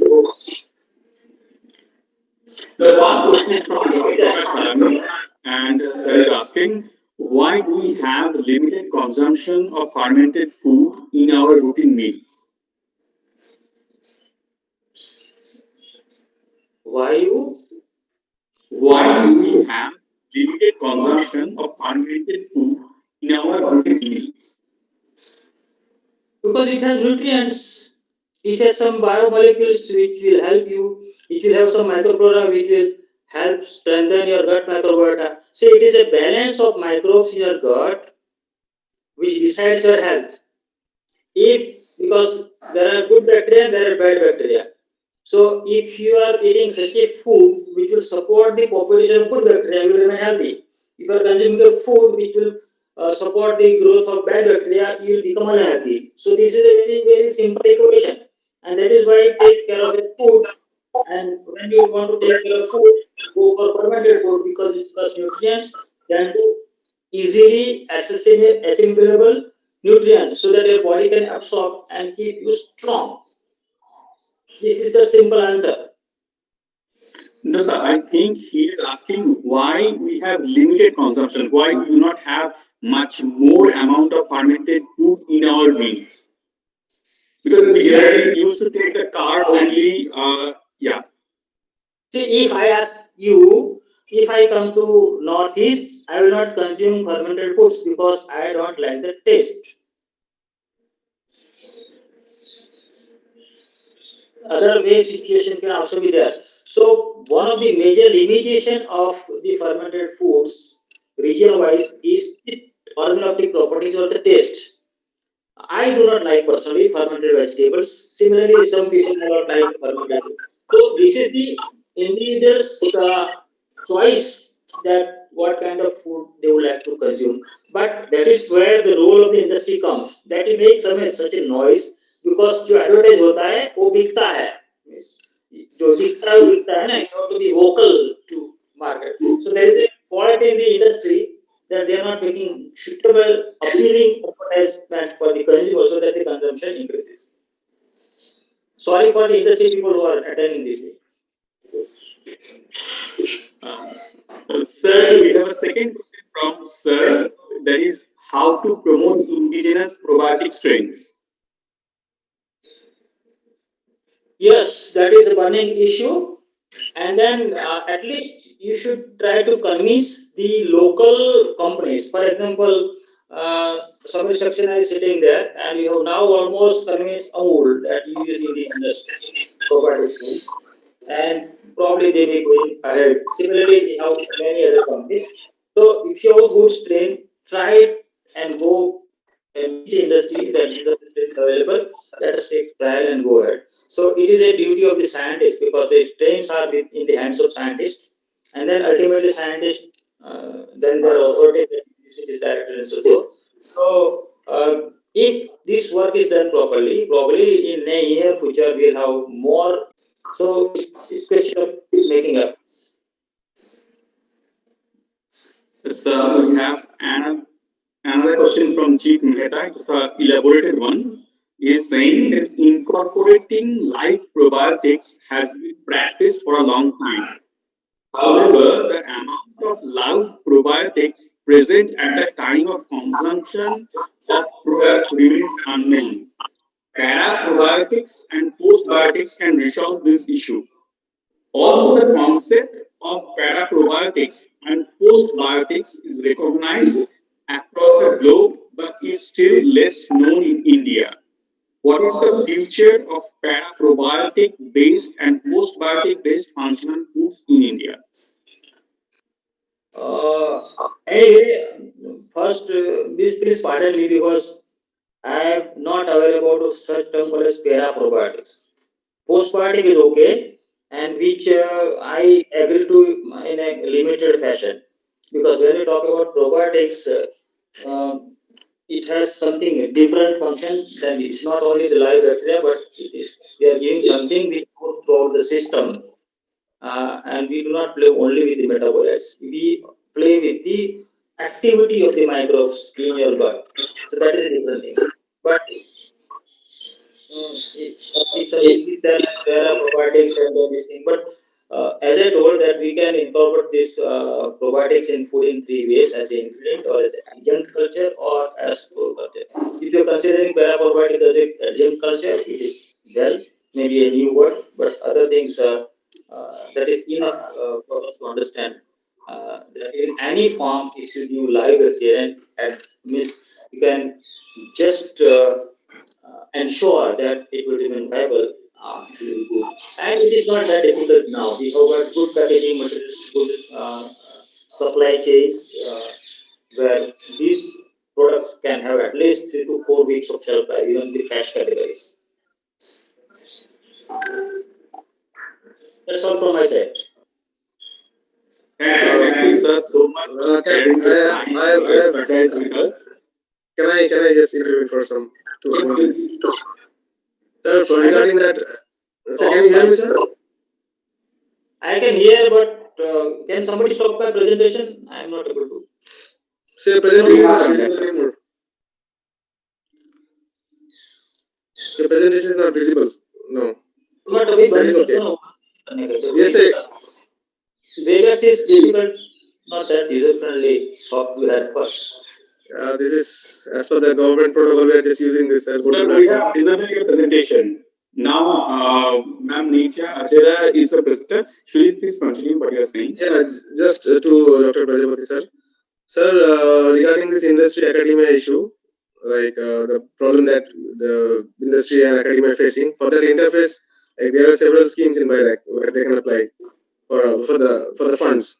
There are schemes which will be like there are PACE, there are schemes like AIR, Academic Innovation Research, or CRS, Contractual Research Scheme, where the industry can come up with academia or vice versa, and accordingly we can generate the funds for that in BIRAC to support Yeah, any projects on fermentation or fermented foods. And very soon we are going to start a program also on this, so that we yeah. can give funds for both fruitful collaboration between industry and academia. So hopefully the people who are listening here, they can come up with their proposals and they can submit to us the proposals they have by tying up with any industry or academia. It's better if the academia industry comes together. There are 1,775 startups which have been registered now, which are related to functional Yes. foods. Yes. Right, sir. So one more question I have, that there is a, like, few of them they have asked, like, um, although there are several positive impacts of fermented products on human health, but there is a risk that their consumption can introduce into the body carriers of antibiotic and chemotherapeutic resistance genes, leading to selection of multi-drug resistant strains responsible for infections that are difficult to treat. So your thoughts on this, sir? How to control this? So that is why we have to ensure in the screening process now. In the screening process of probiotics manager, and now we have got a whole genome sequence data. You can see that what kind of genes it has. So you should ensure that you don't have those things, and that is what probably we have written in one of the papers with Dr. Suja Sanan. Uh, that such things are absent in the strain which will lead to infections, which will lead to the cross transfer some resistance and other things and so. So I think such things can be done, and probably Dr. Neja will talk much better than me in this area. So, so I have researched for her. I thought that I will be super curious, but she will going to teach us some research in this area. Thank you very much, sir, for You are the very Thank valuable you, sir. time. father of probiotics in India. Thank you so much. Sir, there are one more question that came up lately. They're asking, there is, if any human bacteria isolated from if any bacteria isolated from human gut can be called probiotic if it has the beneficial effects. Yes, yes. Most of the probiotic strains which we are now using, they are human isolates. Either it is intestinal isolate or maybe vaginal isolate or maybe some other areas. So they can be, as far as you can prove it to be effective, safe, and functional. And there is a second question: whether the probiotic bacteria is patentable.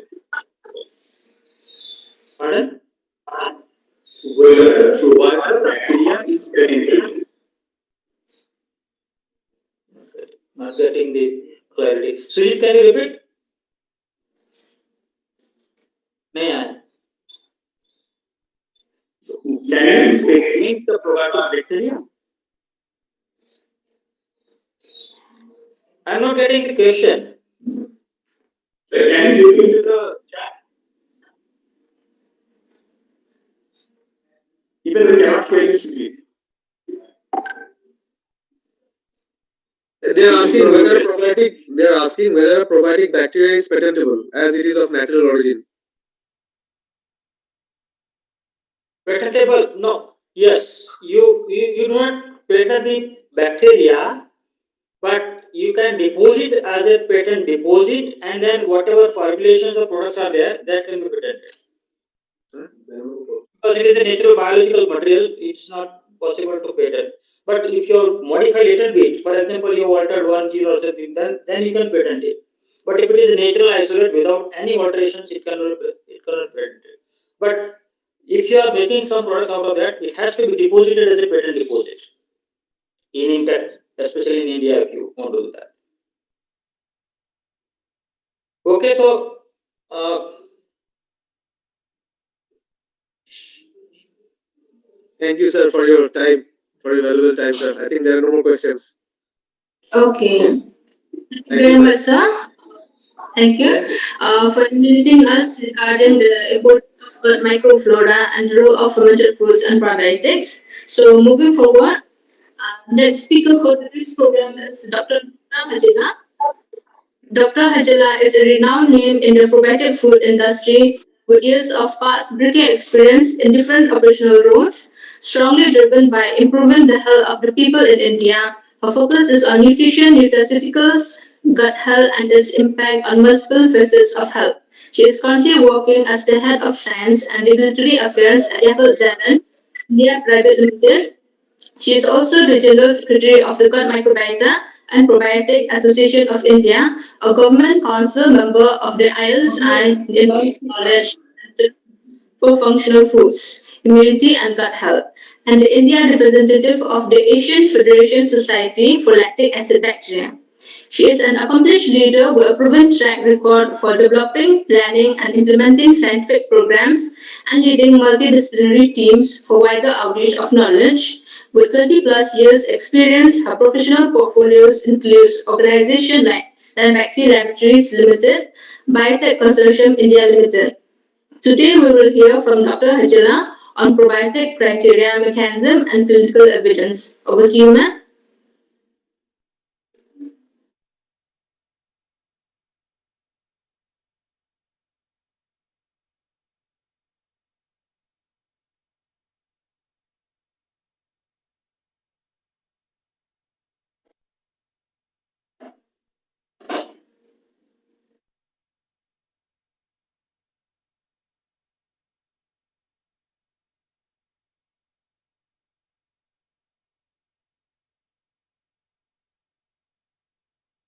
Can you hear me?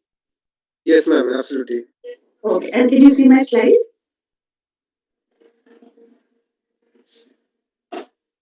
Yes, it is visible, ma'am.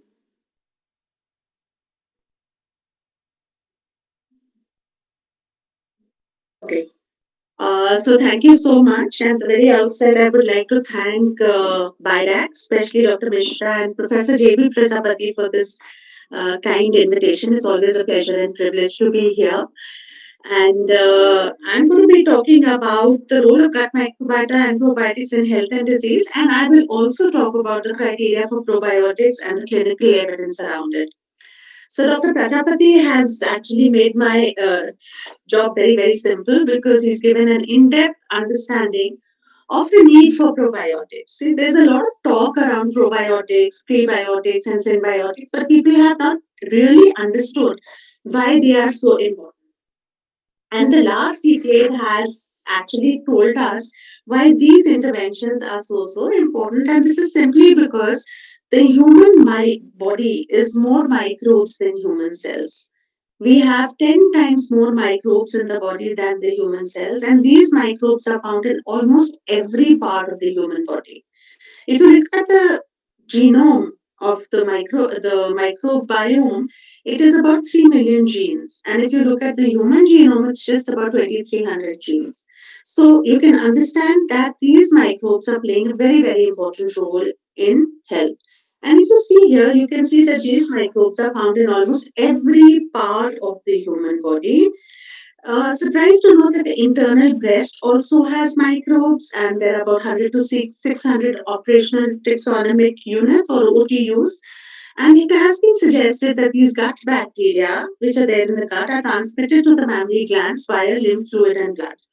The vagina has its own bacterial community, and this is different in different ethnicities and races. And the bacterial community is much less diverse during pregnancy.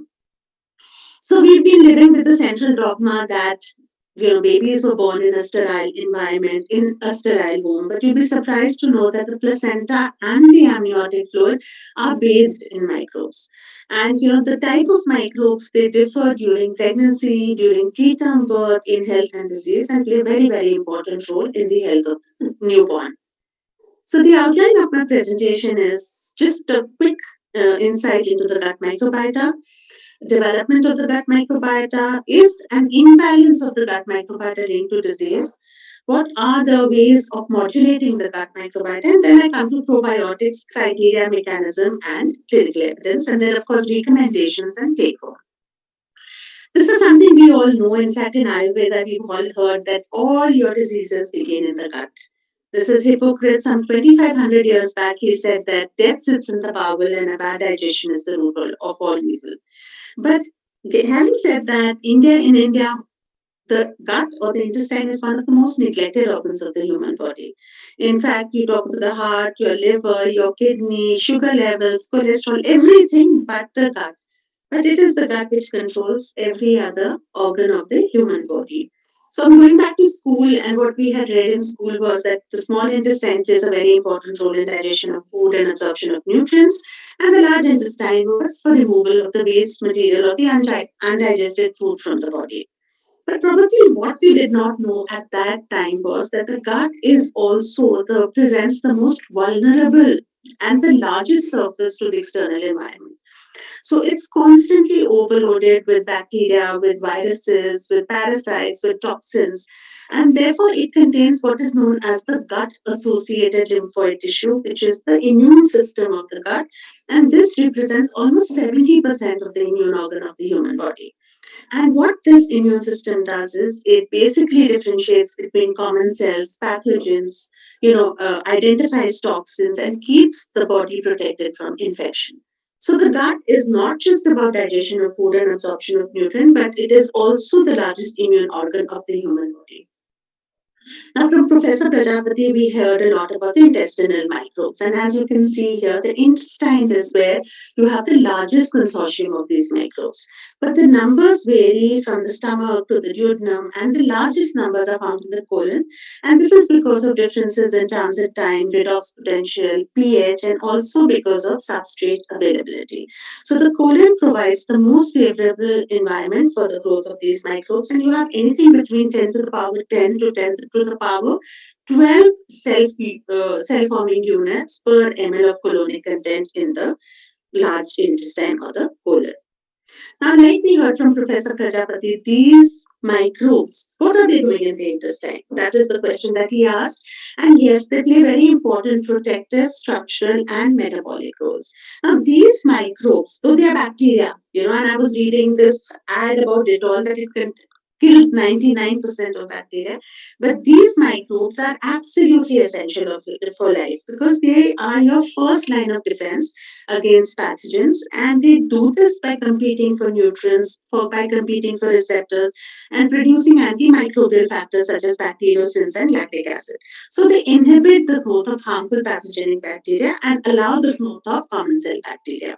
Secondly, they play a very, very important role in the gut barrier fortification. We all know that the gut lining is one cell layer thick.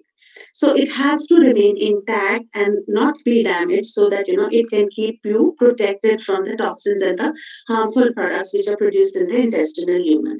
So it helps in barrier fortification. It induces the production of secretory IgA, and we know about secretory IgA. It is an antibody which is found in the mucosal lining and excludes bacteria and their toxins. Then it also helps in producing these microbes produce something which is known as tight junction proteins. And these tight junction proteins help to keep the gut layer intact. And because 70% of your body's immune system is present in the gut, these microbes play a very, very important role in the proper growth and development of the immune system. Then another very important metabolic function is that these microbes help in fermentation of foods which the body cannot digest. So they have enzymes like beta-galactosidase, which is found in a lactobacillus, can break lactose into glucose and galactose. So you have several of these microbes which have enzymes to digest the food into smaller molecules, which can then be easily absorbed by the body. Then many of these microbes can actually synthesize vitamins, especially biotin and folate, and they produce what is known as short chain fatty acid in the intestine, which improves the gut environment for better absorption of your minerals like magnesium, calcium, and iron. Now, the role of microbes in building immunity is apparent from this slide, which basically compares a germ-free mice with a conventional mice. So 7 weeks after birth, as you can see here, the germ-free mice, they have a very, very poorly developed immune system. They have lower concentrations of secretory IgA, and they have smaller PS patches and mesenteric lymph nodes, and their growth, development, and nutrition is highly compromised. So when you bring them into an environment like where I am sitting, these mice tend to die because they're highly vulnerable to infection. Now we know that these gut microbes also play a very, very important role in the development, function, and behavior of the brain. And this is because of the bidirectional connection between the gut and the brain through the vagus nerve. Almost two-thirds of your neurotransmitters are being produced in the gut. And there is a lot of scientific data which suggests that many of your neurological disorders could be linked to the kind of microbes you harbor in your gut. So, if these microbes are so important, like Professor Prajapati told us, that you have good bacteria and bad bacteria. So, what happens when the bad bacteria they increase in numbers? So, bifidobacteria is a representative of a good bacteria, and as you can see that with age, the number of bifidobacteria they keep on declining. And as they decline, there is an increased risk of allergies, IBS, obesity, diabetes, cancer, and name it. So there are almost 25 disorders which are linked to an imbalance in the intestinal microbiota. Now, this is a chicken and egg situation. We do not know what came first, whether the imbalance results in disease or whether the disease or infection results in an imbalance in the microbiota. But as you can see here, like I said, 25 disorders are linked to an imbalance in the microbiota. So you have obesity, you have type 2 diabetes, you have IBD, and you have several other diseases, including your allergies and GI disorders, which are all linked to an imbalance in the gut microbiota. Now, when you talk about imbalance, which is also termed as dysbiosis, you have two types of dysbiosis. One is your compositional dysbiosis, which is imbalance in the composition of the gut microbiota, which means reduced diversity of bacteria and richness, at phylum level, class level, genus, or even at species level. And then you have functional dysbiosis, which is difference in the level of microbial metabolites which are being produced in the intestine or the blood by these microbes. So we'll be hearing the term postbiotics, but these postbiotics are nothing but the metabolites which are produced by probiotic bacteria. So you have two types of dysbiosis, which is one is functional and the other is compositional. But the balance is very, very important. The balance, this is a thing saying in Chinese, yang yin, which is balance. And the balance is very, very important to ensure that we stay protected from infections. So there are several interventions which have been used for modulating the gut microbiota favorably. You have targeted interventions like you have drugs, you have bacteriophage therapy, you have bioengineered common cells, and untargeted interventions like diet, exercise, fecal microbiota transplants, and of course probiotics, prebiotics, and postbiotics. Now, like Professor Prajapati said that the term probiotic is being used very, very loosely. Every lactic acid bacteria found in fermented food is being called a probiotic, but according to this definition by FAO and WHO, they are scientifically tested bacteria which have the ability to transit the GI tract and reach the intestine, whether it is the small intestine or the large intestine, alive in very large numbers, and they give you a scientifically proven health benefit. So there are various mechanisms by which these probiotics can act. So probiotics like lactobacillus and bifidobacteria, they produce organic acids like lactic acid and acetic acid, which then reduces the pH of the gut lumen or the intestinal lumen and helps in decreasing the growth of pathogens. Then, like I said, they compete for nutrients and location. They stimulate the production of mucin and ensure a thick mucus layer in the gut. Then it is the surface structures, it is the protein and non protein surface structures of these probiotics which can actually interact with the host cells to give you the scientifically proven health benefit. Then you have neurochemicals, like I said, two-thirds of your neurotransmitters are being produced in the gut. They also modulate your immune system by producing anti inflammatory cytokines, and thereby one probiotic may have several mechanisms of action, but it is very, very important to understand that probiotic benefits are strain specific. So every probiotic is not going to give you the same health benefit. Like I said, they have pro-inflammatory as well as anti-inflammatory effect on the gut microbiota. Now, I'm also not going to into deep detail about the clinical evidence, but because you have the largest number of these microbes in the gut, so most of your data around probiotics is related to GI disorders. And as you can see here, there have been studies in infants, in children, adults, including elderly, where probiotics have shown benefit. Now, I'm just giving a quick snapshot of some of the studies. This was a meta analysis of 84 randomized controlled trials, more than 10,000 subjects, and probiotics were seen to have a positive benefit across the GI disorders. Now, we know that infectious diarrhea is an acute problem, especially in developing countries, and children in the age group of 1 to 5 years, at least 3 lakh children die because of diarrhea.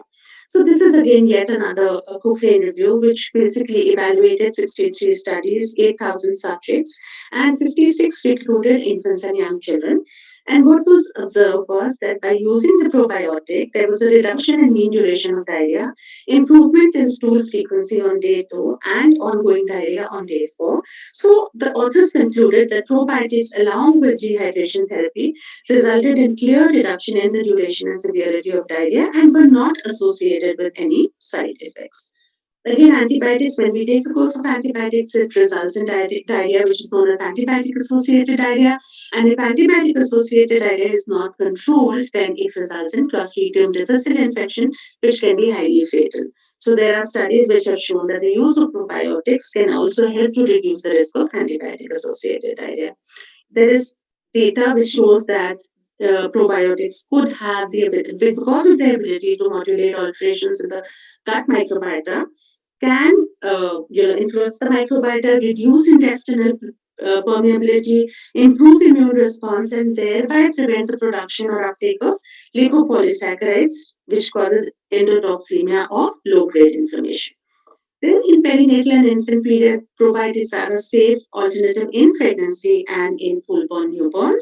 But and therefore they have wide applications throughout perinatal life. But it is imperative to perform rigorous studies and enact regulations to guarantee the safety of the weakest populations. Like Professor Prajapati said that there is a link between the gut and the lungs, because what was observed during COVID-19 was that the viral nucleic acid was seen in the fecal samples and the anal swabs of patients with COVID-19, and the ACE2 receptor, which binds to COVID-19, was abundant in the gut and in the lung, suggesting a gut-lung crosstalk. And that's why China's National Health Commission suggested the use of probiotics to COVID-19 patients to maintain the balance of the intestinal microbiota and prevent secondary bacterial infections. There is a lot of data that when we have a high fat diet, it increases your intestinal permeability, as a result of which lipopolysaccharide, which is found in the cell wall of gram negative bacteria, enters into circulation, causes tissue inflammation, insulin resistance, and could also be responsible for metabolic syndromes like type 2 diabetes and obesity. This is a study which was done with Yakult, which contains Lactobacillus casei strain rota, and this was done on 968 women in the age group of 40 to 55 years. And the study showed that when these women consumed Yakult at least 4 times in a week, the risk of breast cancer came down to 50%. And when they added soya to their diet, it came down to 64%. So this is just some of the data. And now, very interestingly, they have shown that foods which are high in cholesterol, especially eggs and meat, they have phosphatidylcholine, which is cleaved by the gut microbes, to make trimethylamine. And this trimethylamine then travels to the liver and is converted into trimethylamine oxide. And this TMAO, when it enters into the bloodstream, it increases the risk of CVDs. This is a study which was done in India way back in 2007, and this was done at a slum setting of Calcutta. So, this was done by the National Institute of Cholera and Enteric Diseases in Calcutta, and this was on children in the age group of 1 to 5 years. And again, this was a study which was done with Yakult.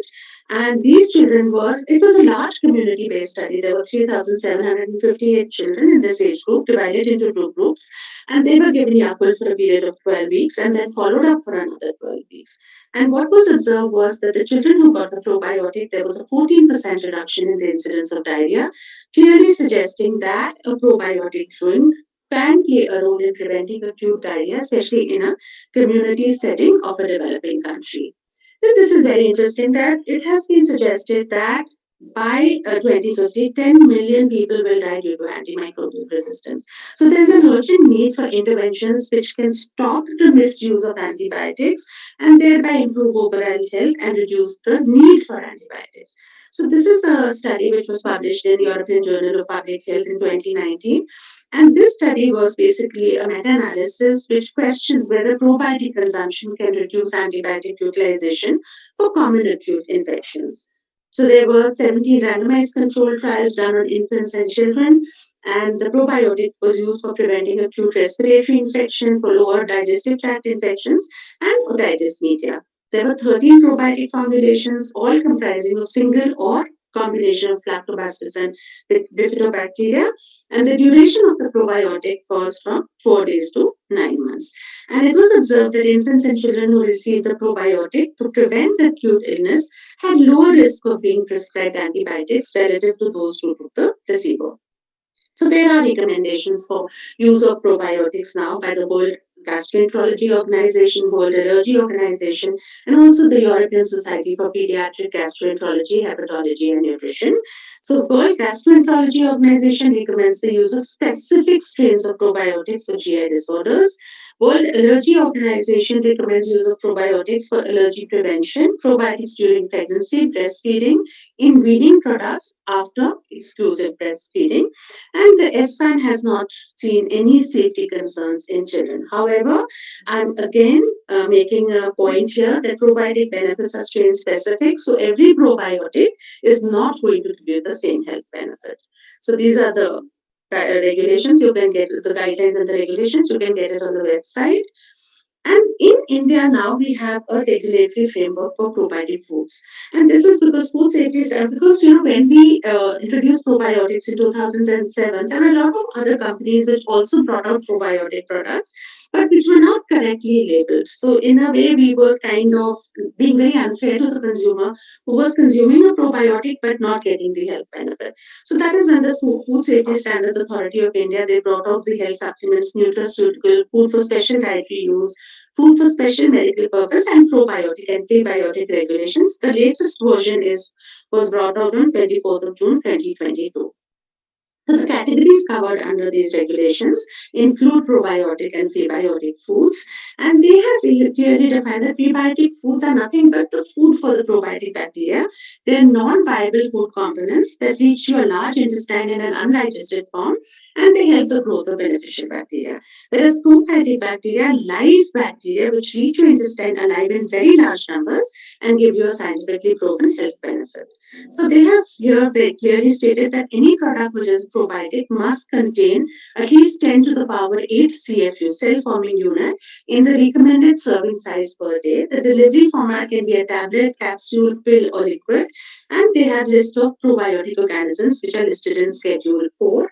And what is very important now is the label of the probiotic product. We have a large number of probiotic products.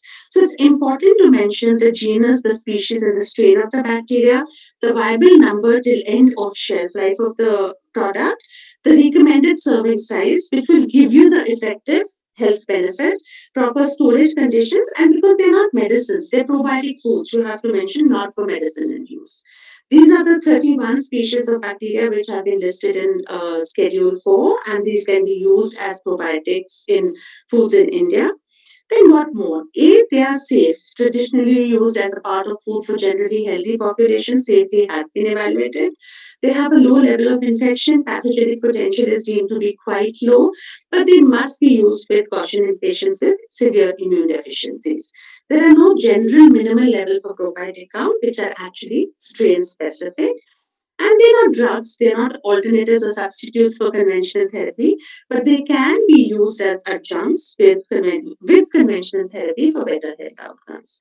So I end my talk with this quote by Ralph Waldo Emerson: what lies behind us and what lies before us are very tiny matters compared to what lies within us. And I'm talking about those 100 trillion microbes which make us. Thank you so much. And with that, I'll end my presentation. Thank you so much, ma'am. So, is there any question for ma'am?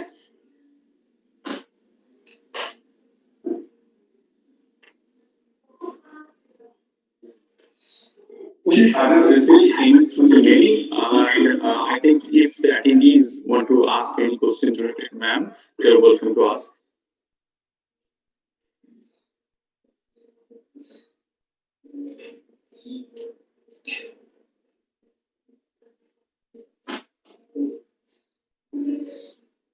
If not, then I can have a question from Amdan.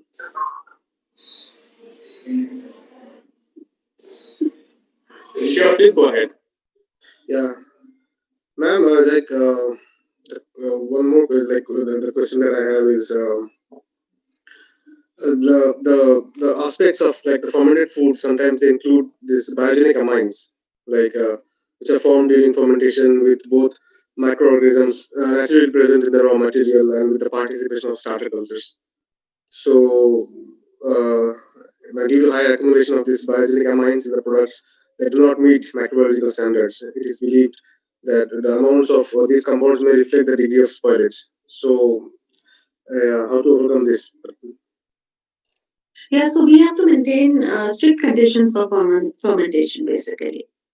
So when you have a starter culture, your fermentation, the conditions, the temperature, the pH, and all of that has to be controlled to ensure that you do not have accumulation of these biogenic amines.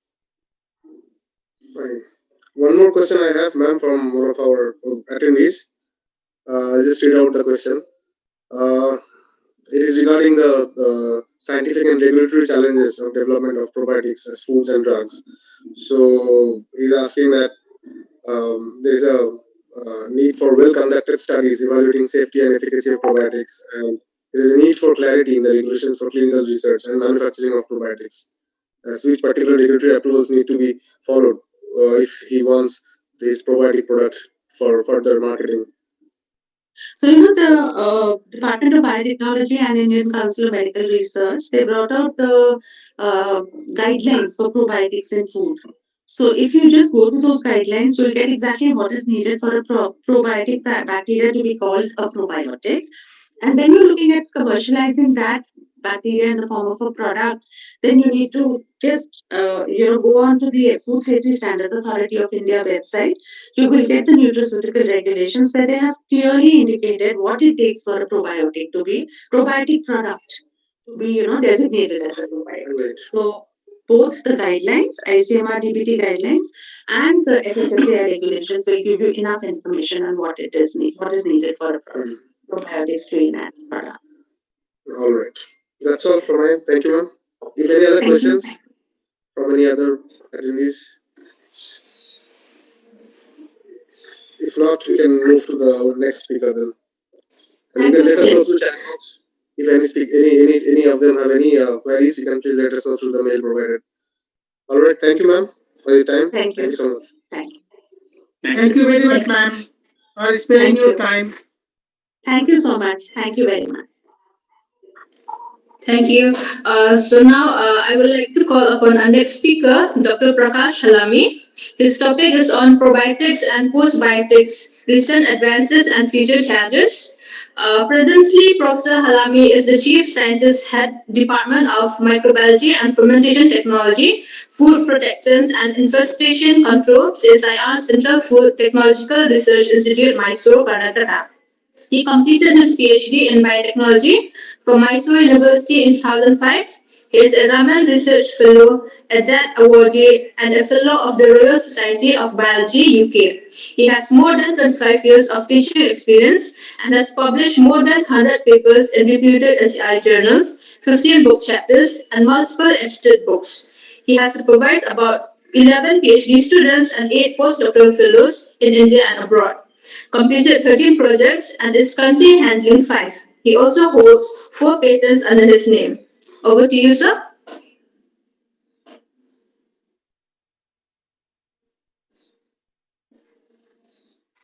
So your slide is visible, but can you switch on the camera so that we can see you?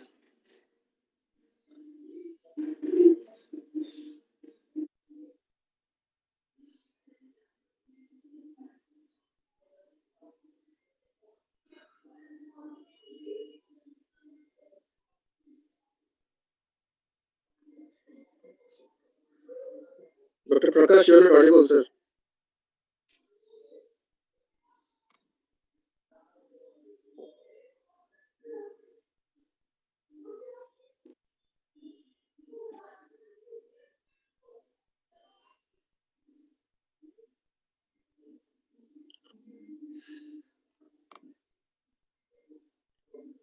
You are unmuted.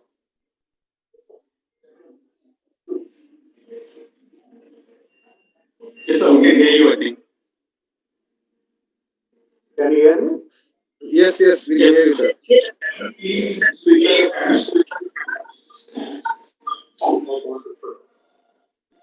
Share my webcam, please. Yes, Yeah, it yes. is. You are online. Good to see you, sir, again. We meet again after. In Yeah. fact, I am pretty also because I am here from the beginning of this webinar. I just want to. Can everyone hear me? Yes, sir. You're clearly audible, sir. Wonderful. Yes, thank you very much. First of all, for invitation. In fact, this is the second webinar with Nehu. Last year also I was there with relation to the fermented food. And this time actually I am talking with reference to the probiotic and postbiotics. So previous interaction they made my job relatively easy by talking about the probiotics, the fermented food, as well as partly about the postbiotic also, the regulation of this postbiotics. I have just 20 slides to share with you people, so I will not take more time than what the stipulated time is given. As I told that probiotics and postbiotics, my topic is the probiotic and postbiotic recent advances and future challenges. And actually, I was very happy to see among the audience that somebody was asking how the postbiotic really differs from the probiotics or how is their benefits. And this is actually a wonderful platform once again for the opportunity people have given. And I congratulate the organizers that such a wonderful uh, webinar is organized on fermentation, interplay of microbes, immunity, and nutrition. Yeah, I am actually heading this department, microbiology and fermentation technology. Most of our activities are associated with production of microbial metabolites. This can be used as a food additives. This can be used as a food microbial supplements, as well as the microbial nutrition also. So from that angle, and what my laboratory actually is looking is exclusively with reference to the intestinal microflora, which my first introductory slide only shows. And we basically see what type of health promoting bacteria are there in the smaller intestine, what types of health promoting bacteria in the large intestine. We know that the intestinal flora or intestine actually offers almost 70% of our immunity and large complex of microbial systems are there, are associated with providing several health benefits, whether it is the lactic acid bacteria, bacillus, as well as the yeast, Saccharomyces cerevisiae, and then of course the bifidobacteria. I will not talk much with relation to the metabolic or why the gut microbiota is considered as a supplementary organ and with reference to their three different functions, either metabolic or being protective or structural. Dr. Mirza, in fact, covered this, some of these aspects from information pertaining to these slides. But I think this is definitely a very interesting, we are actually looking from several or historical perspective the different fermented products. Now, once in India, the probiotics awareness is being there, so people consider even our dahi or curd is also probiotics, or any other fermented product, pickle is also probiotic. But knowingly or unknowingly, the answer is actually no, because the number game or the specific strain or their viability is a question mark, and that's why the probiotic product developed in Japan, which of course Toyota is working for the Yakult's product, where Lactobacillus casei shirota strain is incorporated, or you will see the first probiotic yogurt, Activa, where the before they are incorporated. They are actually considered because of again the specific strains, the health benefit they have shown, and then number, and that's why actually we are also looking how the Indian consumers also can be kept healthy. How the Indian consumer also can get benefited from this probiotic organism. So this is what the first part of my lecture. We see the different synonymous terms in the probiotics. Already the WHO, FAO, or ICMR repeated guidelines as far as concerned. We are defined the probiotics. On the similar line, there are other terminology, immunobiotics. The immune system of the ability of the probiotic culture to induce immune system. Or immunogenetics. So the next step which actually has the immunomodulatory property. Are the paraprobiotics? This is actually the review article by my one of the friend from Italy, Milan University, Google Mati, where they wrote that the dead cells also can have the immunogenic response, and that's why they are the worst probiotics or paraprobiotics. Then we know the prebiotics, we know the symbiotics, the combination of pre and probiotics, biogenics, the extract, and this is where the postbiotic actually the concept comes, which I will be telling in subsequent part. As far as the probiotic mechanism of action is concerned, whenever we take the health promoting bacteria, they will either have the antagonistic activity against the pathogenic bacteria, because we know that large number of undesirable microflora will be there in our GI tract. And inhibiting those pathogenic bacteria is one of the major challenges.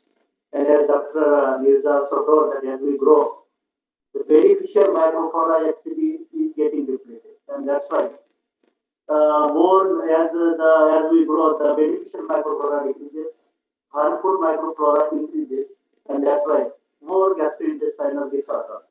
So more the gastrointestinal disorder, that is our gut is dysbiotic.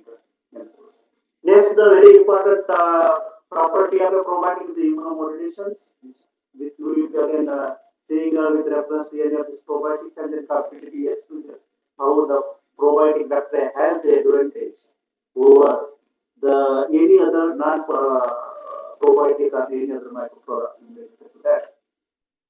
So I will quickly go with relation to the our research activities on the probiotics, and this quickly I will go to explain about the postbiotic, which is the actual major part of my presentation. So one of the major research area in our laboratory is looking for the native bifidobacterial probiotics, and for this purpose we have actually isolated and characterized several bifidobacterial cultures from the different species.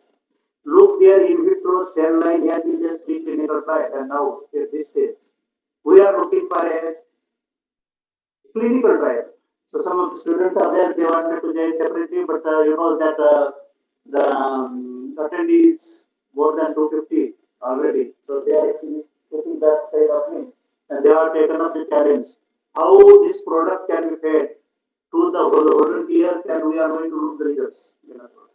So beside bifidobacteria, the next organism is the lactobacillus fermentum and lactobacillus plantarum, which basically colonizes in the smaller intestine. So the microorganism or the probiotic bacteria colonizes in the smaller intestine. They are relatively to a totally different set of function than the microorganisms or the probiotic bacteria in a larger intestine. So everyone knows that the food which is not digested in small intestine get digested in larger intestine, and then you know that the larger intestine is full of the bacteroids, and is of the echinobacteria, like bifidobacteria, and that's why our purpose is to supplement the bifidobacteria in India. The fourth organism is probiotic organism which we are working on is the Bacillus leishmaniasis, which is a very potent antibacterial substance producing culture, as well as we have looked for the ability for the cholesterol reduction in our recent preclinical work has demonstrated that this culture has very good ability for treatment of IBD and IBS. This is one of the culture which we have characterized extensively lactobacillus fermentum, which that everyone knows that lactobacillus has been recently renamed. So we still here it is given as a lactobacillus fermentum, and this is in the culture deposited in the microbial culture collection in CMR in Pune. And we look for the in the obesity, then the diabetes, as well as the inflammation. And this agriculture does a very wonderful work in a preclinical model. And this culture actually we have incorporated in a product, and we have actually developed a step-stepper probiotic product, which is actually waiting for the institutional approval. We are still working on that. This is actually the report after Mangam NCI 5672, which I was starting with reference to the arthritic ability to reduce the severity of arthritis in animal model. and this culture has a very good antibacterial property as well as attention to the intestinal. And this culture we have is characterized for the as I told for the arthritic purpose, which is described given here. And we have actually recently performed the whole genome sequencing, and then that sequencing work is also published along with this identifying several of its ability or the acid and bicarbonate problem. So the other culture which I am presenting here is the Bacillus fermentum, the MCC, which I showed you in the previous slide, 2760.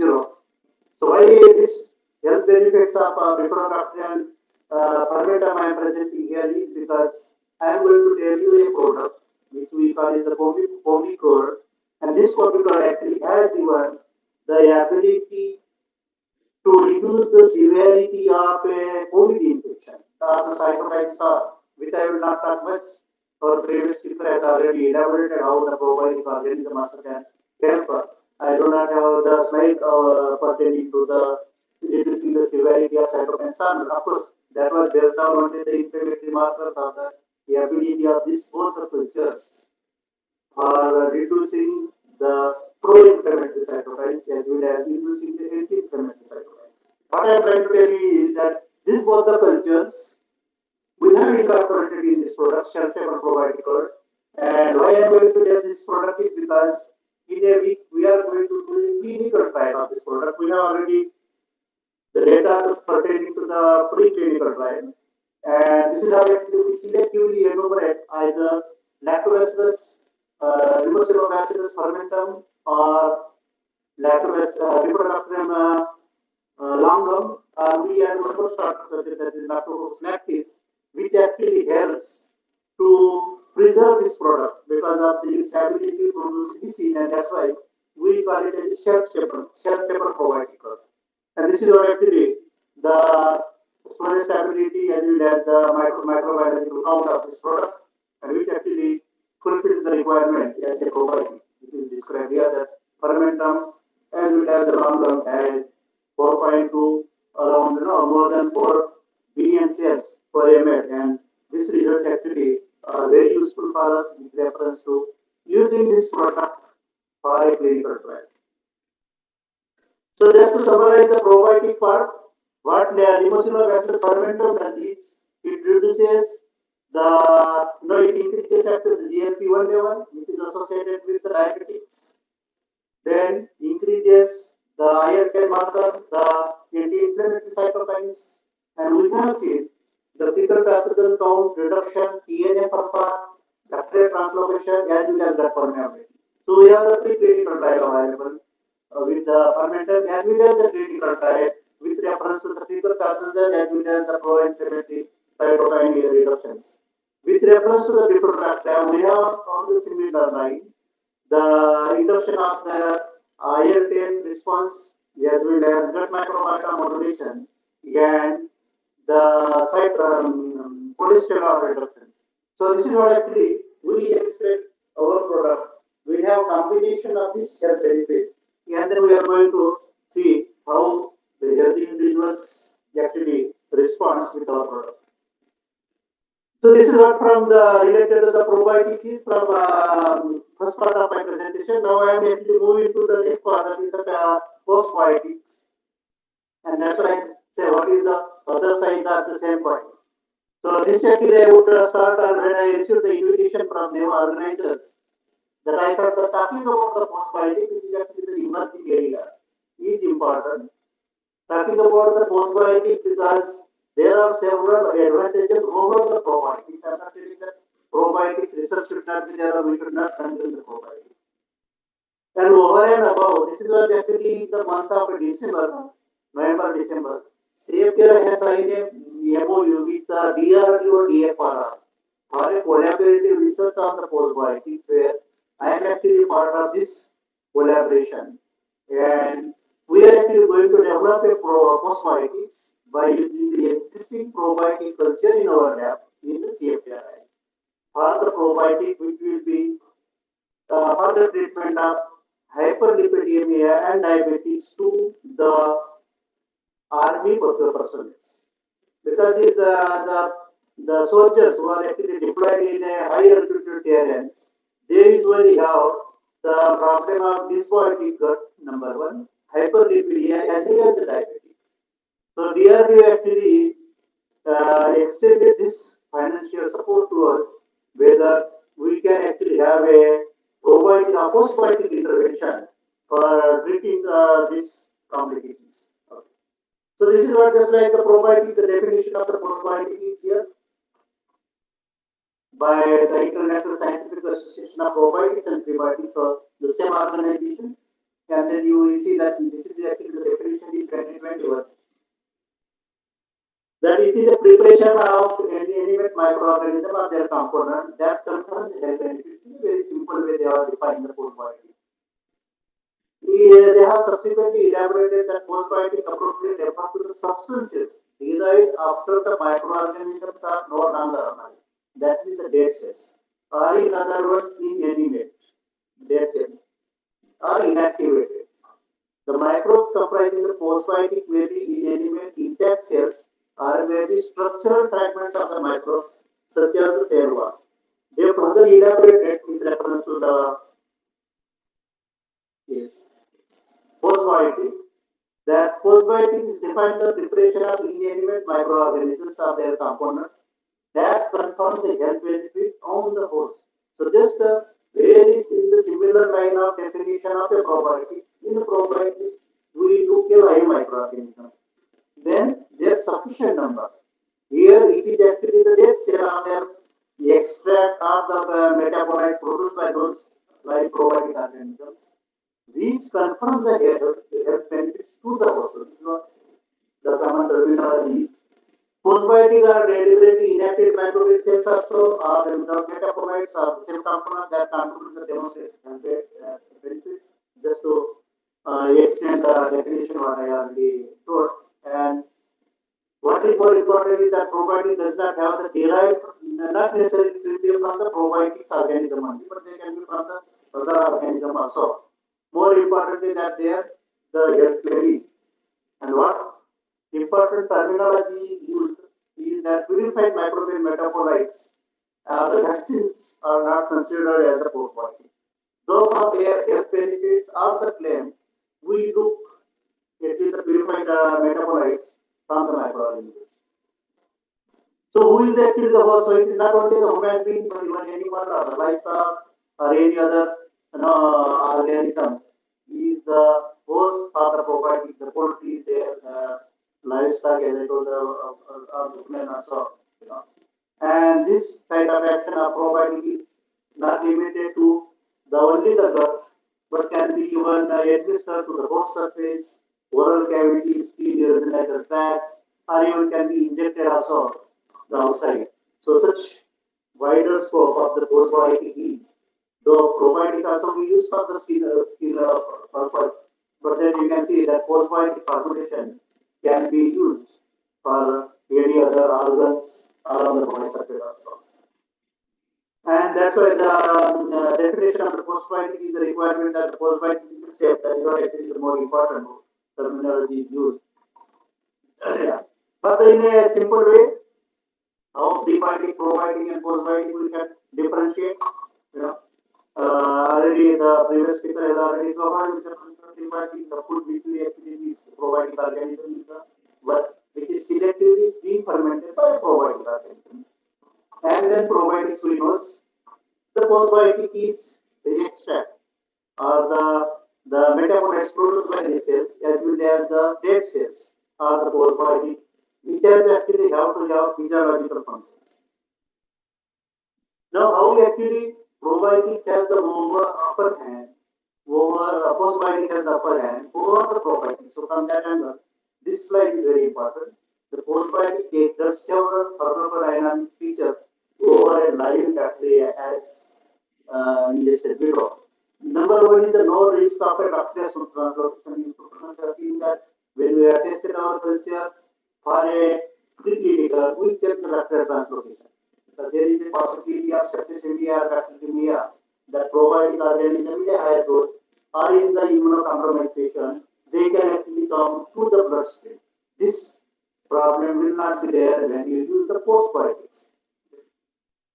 No chance of acquisition or transfer of antibiotic resistance. So this is with reference to the safety of the probiotics, which is a major concern because now the antibiotic resistance is a major problem, and I am sure that the most of the participants will agree with me that the lactic acid bacteria is actually are a natural reservoir of antibiotic resistant genes, and due to that, and then most of them actually will have a inducible antibiotic resistance. We have actually on the very parallel line the project of the antibiotic resistant genes in lactic acid bacteria. We actually, when we see the biosafety of the probiotics, we actually ensure that the lactic acid bacteria which we use as the probiotics are starter culture. They should not have a transmissible antibiotic resistant genes. We came across with another new and novel mechanism, inducible and cross resistance of cross resistance to the antibiotic, cross resistance to several of the antibiotics among our bacteria. I will not extend that story here, but with reference to the antibiotic resistance, what I am trying to tell you is that antibiotic resistance, transfer of antibiotic resistance, which is a major problem when we use a high amount of viable bacteria for the consumption. That is what I am. You use the postbiotics, the antibiotic resistance problems is not necessary. More natural to extract, standardize, transport, and so on. Because the transportation or storing the viral bacteria, the temperature requirement, and then other integrated your preparation should be, because whenever we say the probiotics, it is the number game. It is the minimum therapeutic number. It is the viable count of the bacteria. And when we see the postbiotics, that question don't arise.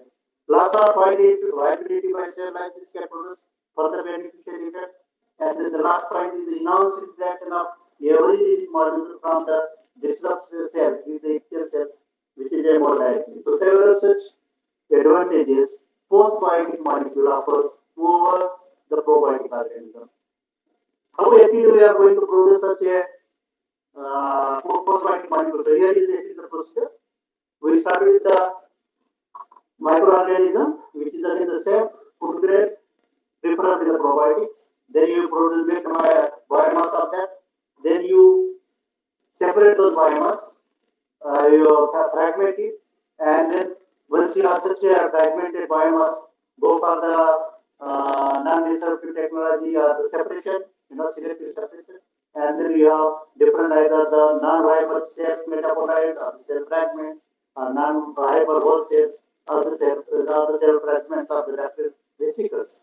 So such several different components upon the fractionation which you get, where the biological efficacy has been carried out, where the health benefit is identified, you go to use for the specific health benefits. What are the types of postbiotic, whatever we actually have, the lactic acid bacteria, reproductive products like short chain fatty acid is there, lipopolysaccharide is there, exopolysaccharide is there. We are actually going to do work on the capsular exopolysaccharide from Bifidobacterium brevi for its possible postbiotic health benefits, because several of the EPS produced by the Bifidobacteria has been identified with a potent immunomodulator. I thought that there also is there, but it's okay. And the several enzymes, cell fragment, bacterial lysis, cell-free supernatant mixture of compound produced by bacteria, and the yeast also. We have the student who is going to start work on yeast probiotics, that the metabolites produced by, and various other metabolites such as vitamins and minerals, because we know that most of that is given the product they are known to produce vitamin B complex, B12, B9, B6, and all. How one of the participants in that was asking how the paraprobiotic and postbiotic differs. So here is actually the clear difference between the paraprobiotics.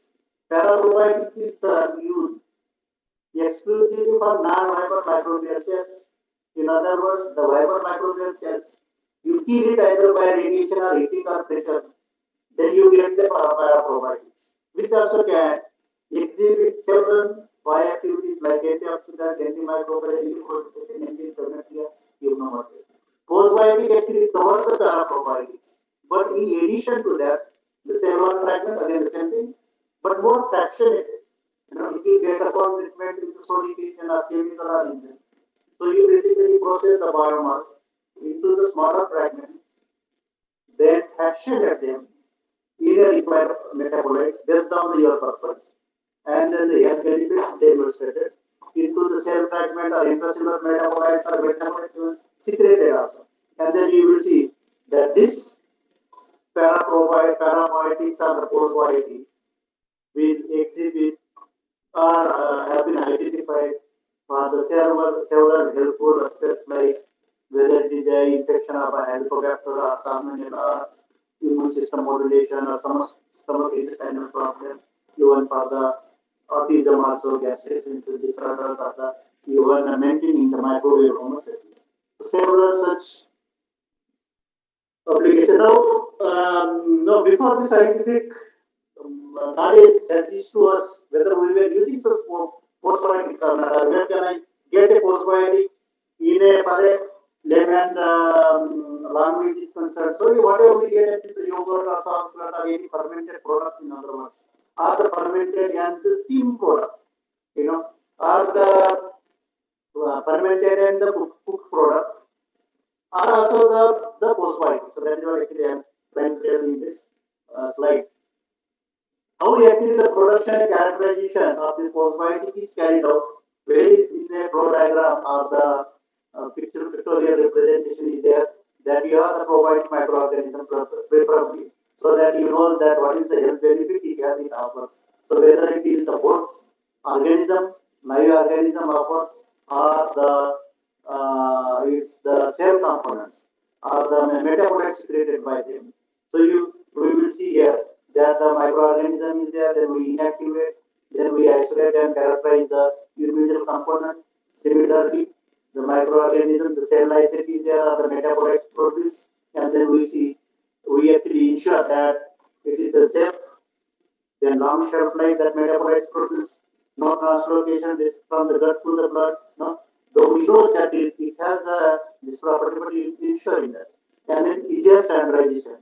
However, there are actually some of the disadvantages also when we are going to use the postbiotic, like the production of biological, and I believe that one of the participants are from the organizer, there was a question whether we can have a biology combined profit when we are using the postbiotic. So its possibility is there. Why? Because there can be a biotransformation of some of the amino acids during the processing. So how we actually exactly you process while the production, while the downstream processing.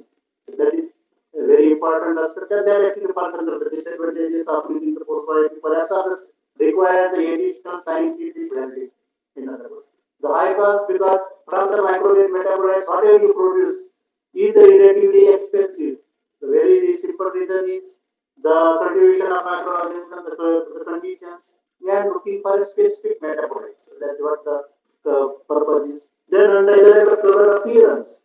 The very simple reason because we don't know how much amount we have to add. Number one, and another thing is that there is a possibility that the postbiotic product which you are actually applying, incorporating in the food product, the possibility of the food product can change, and that can actually give the undesirable the color as well as the taste also.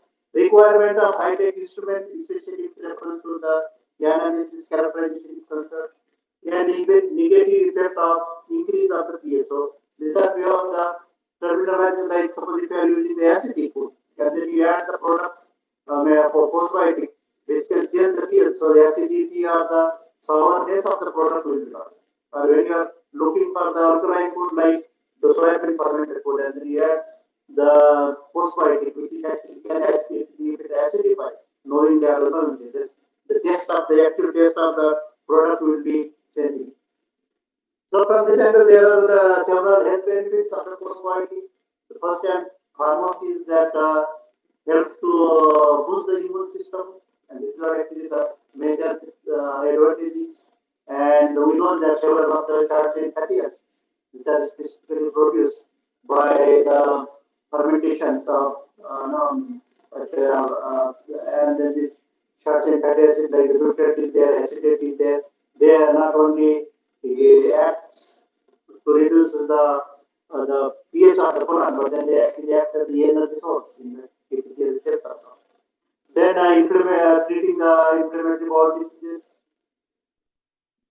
Postbiotics also can use especially like short chain fatty acid to improve the symptoms with ulcerative colitis or the Crohn's disease. And we actually use the live bacillus culture. We don't know whether it is the bacillus culture or the metabolite forms. We have the results pertaining to bacillus probiotic intervention for the UC as well as the Crohn's disease using the whole cell of the organism through the product, in other words. Similarly, helps to prevent the diarrhea and several technical studies are there, especially with reference to the autism or the children, where the postbiotic has been used for prevention of this diarrhea also. Other potential health benefits that for the treatment of the diabetes is there, or the suppressing the hunger signals, and used in the manage the blood sugar level or anti-tumor property and much more. So this is actually the postulated mechanism of the probiotics, where the how the postbiotic actually can work, and then we was beside the immunomodulation, they can actually work for the what I can say is the blood-brain axis, because it is finally it is not the live bacterial cells, live bacteria, but it is the bacteria which secretes some of the hormones, which are actually associated like the acetylcholine is there, or the GABA is there, serotonin is there. So these are actually the metabolite produced by the living organisms, which are actually working for a gut-brain axis. And then we was with reference to the maintaining the integrity of the epithelial cells with reference to inducing the immune response. These are actually either the short chain fatty acids or the EPAs or any other protein molecules. Okay. Mechanism of postbiotic actions here, the several postbiotic either peptides, enzymes, short chain fatty acid, vitamins, nucleic acid, or proteins has been shown, and then we know that they actually can work for a better brain function up to the health of the lung or brain or even the adipose tissue. So several such early mechanisms people recently are studying and identifying, and postbiotics are being used. As far as the application of postbiotic for health and pharma is concerned, they have been used as health promoter or the immunostimulants. They are very successfully in the aquaculture or in the poultry, and to some extent in the some of this, piggery also.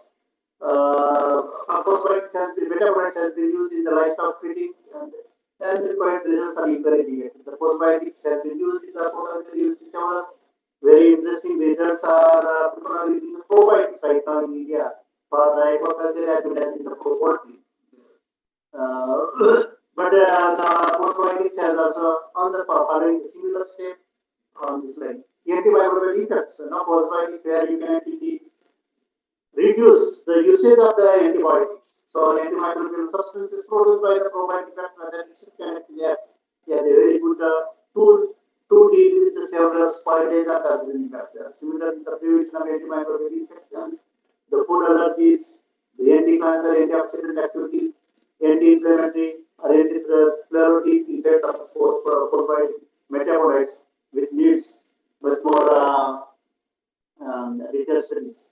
As far as the non-clinical application of postbiotic is concerned, postbiotic has been used in the food safety, just like I have used the example of using the bactericide as biopreservative, and then much more others.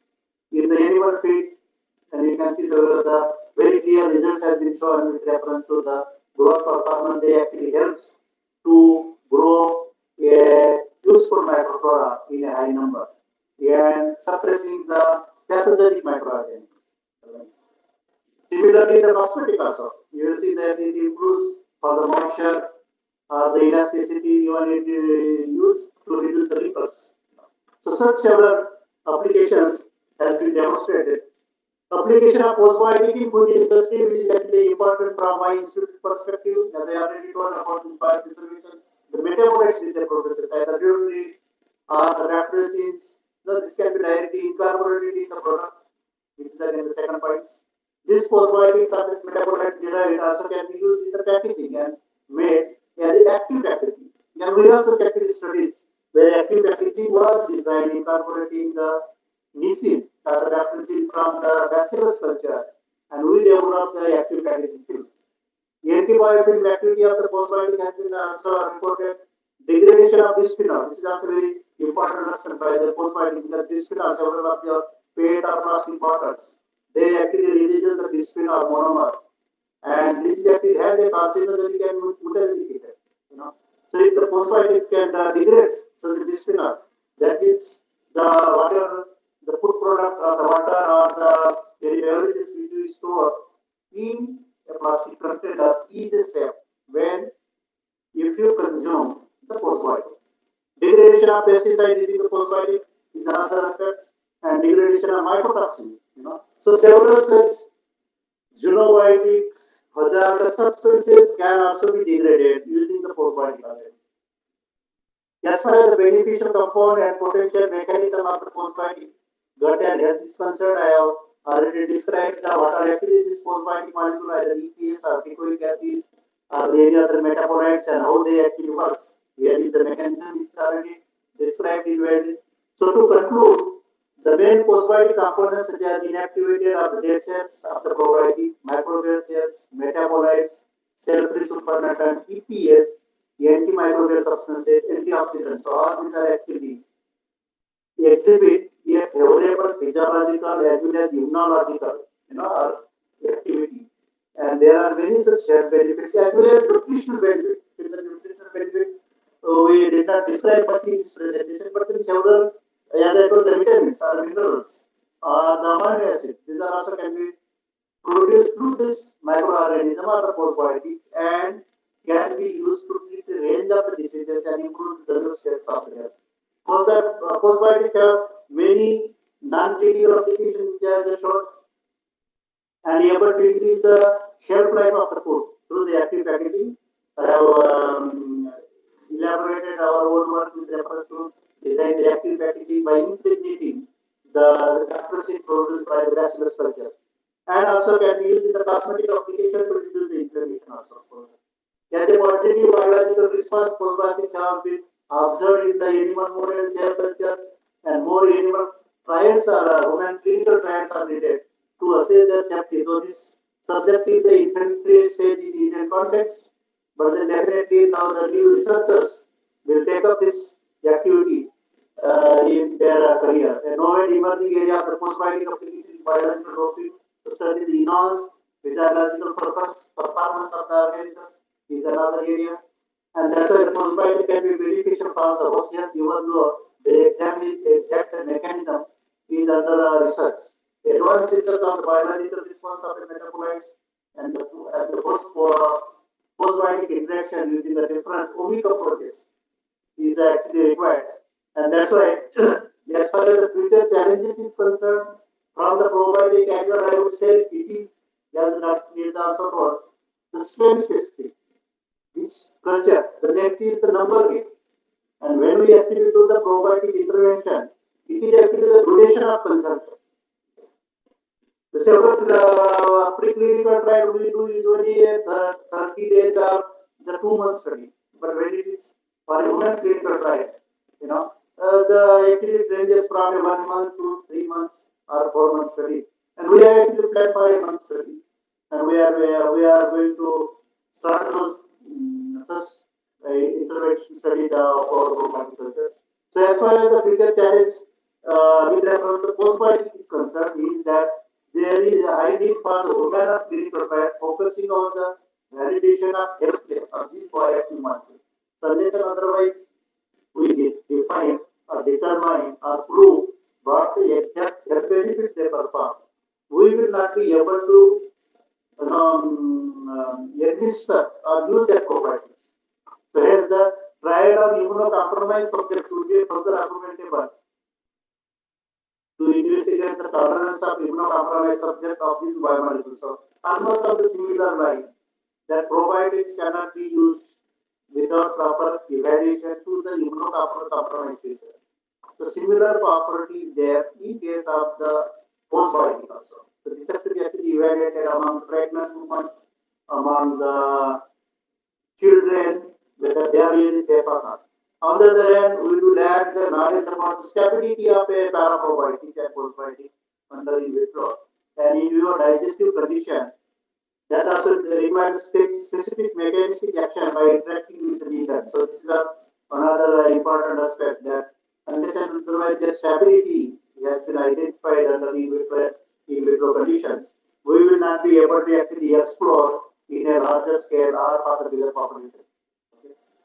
Just to summarize this overall presentation from the prebiotic probiotics to the postbiotics, so you can see that prebiotics even through the gut microbiota modulation, they produces the several of this glutamate or the short chain fatty acid, and they have the anti-inflammatory effect and anti-cancer effect, and keeps you healthy in other words. Similar to the probiotics, previous speaker also has told, has the gut microbiota modulation and better liver, brain, or heart function.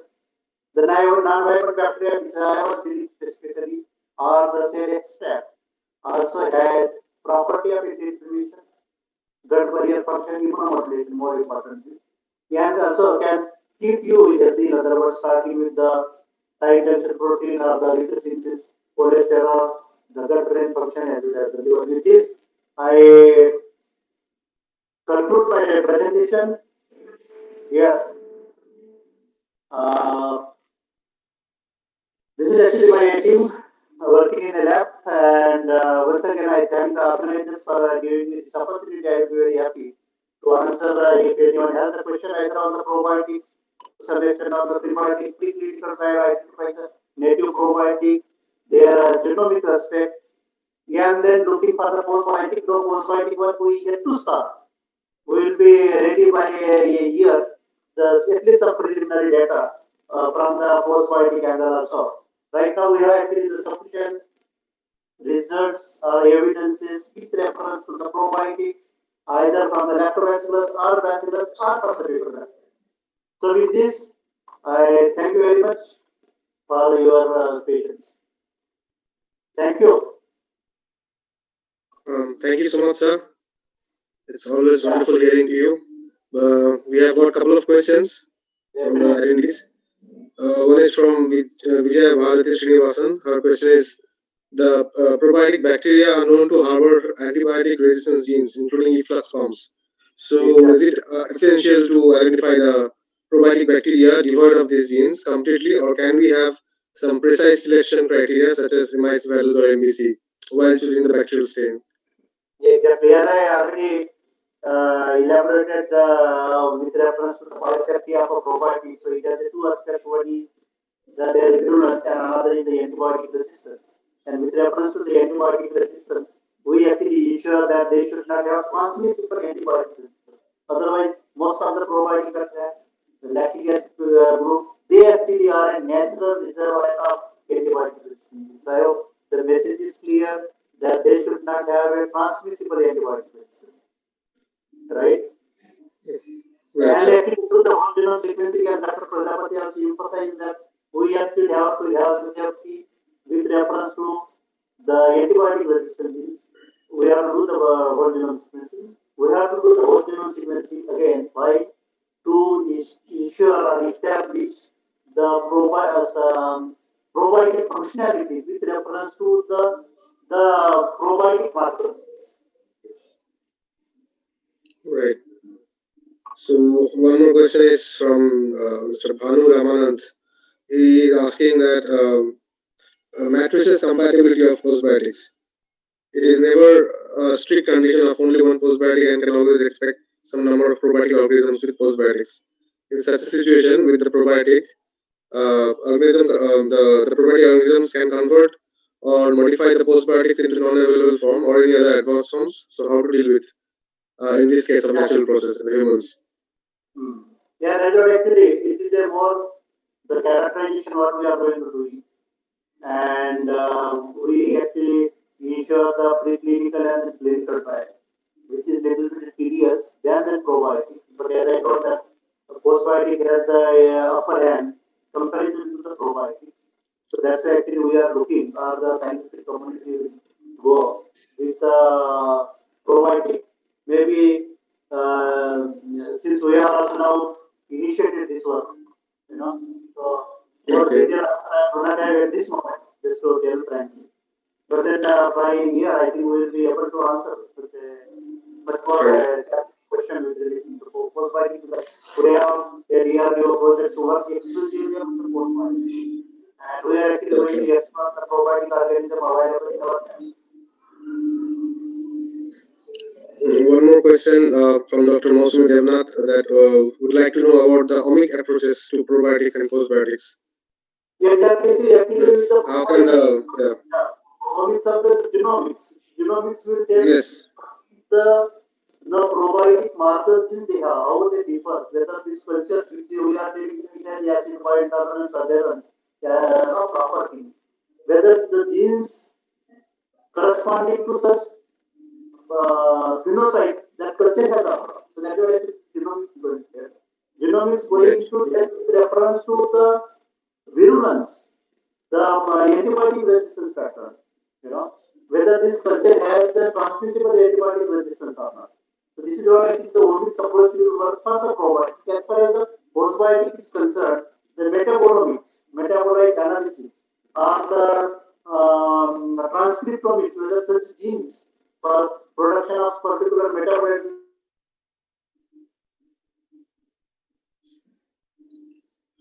sir we can't hear you I think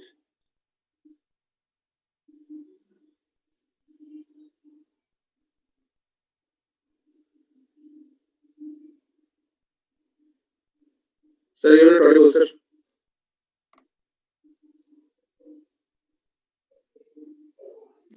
I think there is a breach in internet connection. Yes, there's a network issue.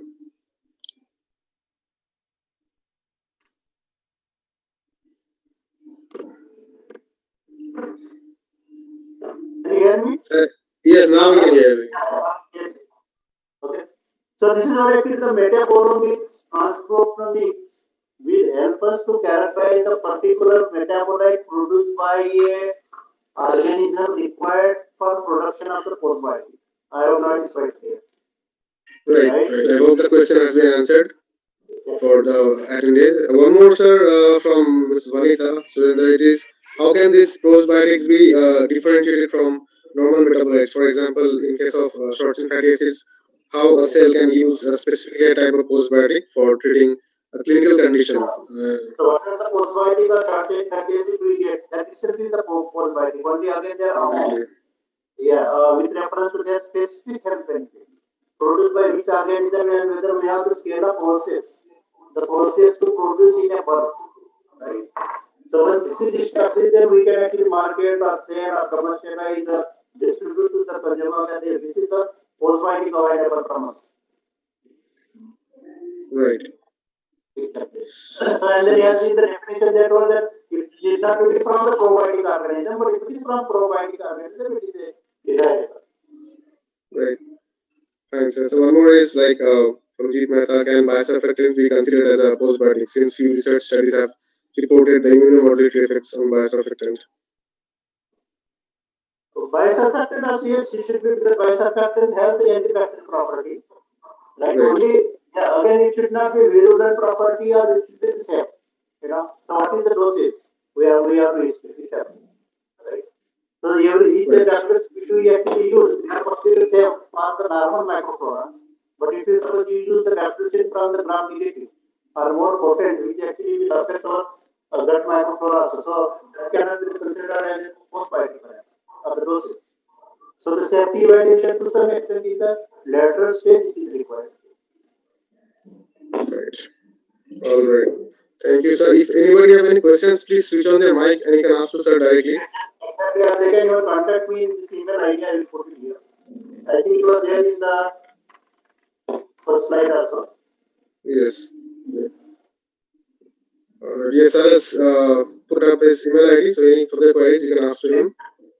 Yeah. Thank you, sir, for your time. Providing except the culture which we have deposited is under safe will not be shared, but other bacteria I actually given several people bacteria in other research because you can't get the people bacteria in pure form. Even for unfortunately from our culture collection center also I can tell you. So except the safe deposit culture, I am actually ready to share the other cultures of a bifidobacteria, lactobacillus or bacillus for any of the people who wants to use for a probiotic studies. And just to tell that the nectar-based standard which we are actually studying are actually isolated from the fermented food from Northeast. I had a project with Dr. J.P. Taman from Sikkim Central University, and the culture which we isolated from fermented food. Those cultures are belong to nectar-based standard, and these cultures actually now we tested for anti-obesity purpose. And we actually developed two of this product also. One is the probiotic carrot nectar, and another is osmotic probiotic carrot, osmotic probiotic carrot. Okay, thank you, sir. All the participants, you are unmuted anyway. You can ask, like, few queries I'm getting, like, unable to unmute. You are all in unmute condition. You can ask directly also. If not, then we'll move on to the next speaker then. Thank you, sir. I've put your email ID in the chat box. They can contact. My camera last moment, but it is okay. Thank you, sir. Thank you, sir, for your time. Thank you everyone. Thank you so much, sir. Thank you. So now we'll move ahead with our last speaker for today's session. That is Dr. Gopal Ramakrishnan Gopi. Dr. Gopi has been working as the Chief Operations Officer at the FGSB Bioprocessing Plant Fermented GSP Private Limited in Thanjavur, Tamil Nadu for about 5 years now. He completed his PhD in biotechnology from CBT and the University in the year 2019. He has also been working as a principal investigator at BTC DST TBI Incubated Fermentation Science Lab.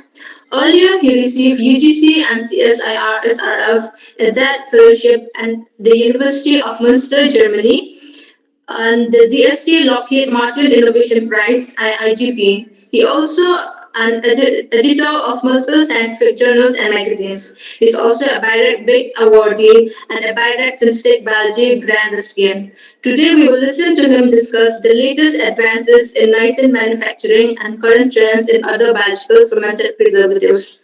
Over to you, sir. Very, yeah, very good afternoon. Is it audible first of all? Yes, yes, sir. Yeah, and one more excuse, I am not able to have the option of the camera, so let me go with this because I am kind of presenting through my mobile. Okay, And no problem. yeah, let me go ahead. Yeah. So very good afternoon to everyone.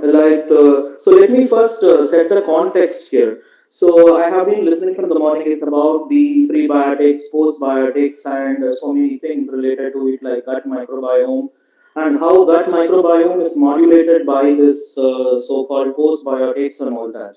So in a way, niacin is a postbiotic because it is produced by Lactococcus lactis, which is a grass probiotic bacteria widely used in food industry for many applications. But the very word niacin exists very well before when we have coined the term postbiotic. It was invented in a very different context, and then people have tried to use it for some Western food applications. Especially, niacin is a cheese preservative. When you look at the application spectrum of niacin, the huge beneficiary is the food industry, and with a specific to that, it is restricted to cheese application for the past 30 40 years. It's a kind of old molecule, but in the last 10 years, like a lot of innovations have happened. One of the important thing I want to cite here is about how our DRDO has played a role here. They have developed a technology where niacin is used as a biological shelf life enhancer for coconut water processing. That was later adapted by some multinationals. Maybe I think it's Dauber and followed by many other SMEs in the field also. But when you look at a lot of brands who are selling this coconut water in India, most of them are using this niacin as a biological preservative. And the interest comes here because it is a natural one. And second thing, it is not a chemical preservative. And in the consumer point of view, it is always, when something is natural, they are more attracted towards it. This is what the food industry wants, and certainly they are going well with the niacin. But today there is a lot of scope, for developing application of nisin towards a lot of food processing. Especially this is a millet year. That's what the call for the government, and the presented budget also our FM has indicated a lot of scope for the millet oriented products. And nisin has got a lot of exciting things because millet is connected with fermentation, and fermentation comes means there are a lot of traditional some kind of drinks. I don't know how to put it in English. In Tamil Nadu, we call it cool, or so many things are there, which is a kind of 1,000-year-old traditional knowledge of Tamil Nadu. They are kind of foods, but to scale it up, it requires a lot of intervention, especially retort processing or whatever. And I think Nissan will play a fantastic role, and Fermented GSV is playing a vital role here, and BIAC has always supported us for the development of technologies. And they have supported through synthetic biology program. They are supporting us through a BIPP program and many other projects and opportunities as well. So let me go to the details. Next slide, please. Yeah. So here I just want to present like what our regulator has put about Nissan. So where and all you can use. Can I straightforwardly put Nissan in something? When it comes to the industry, always regulation comes to play. And you cannot just like that use Nissan wherever you want. There is a regulation for that.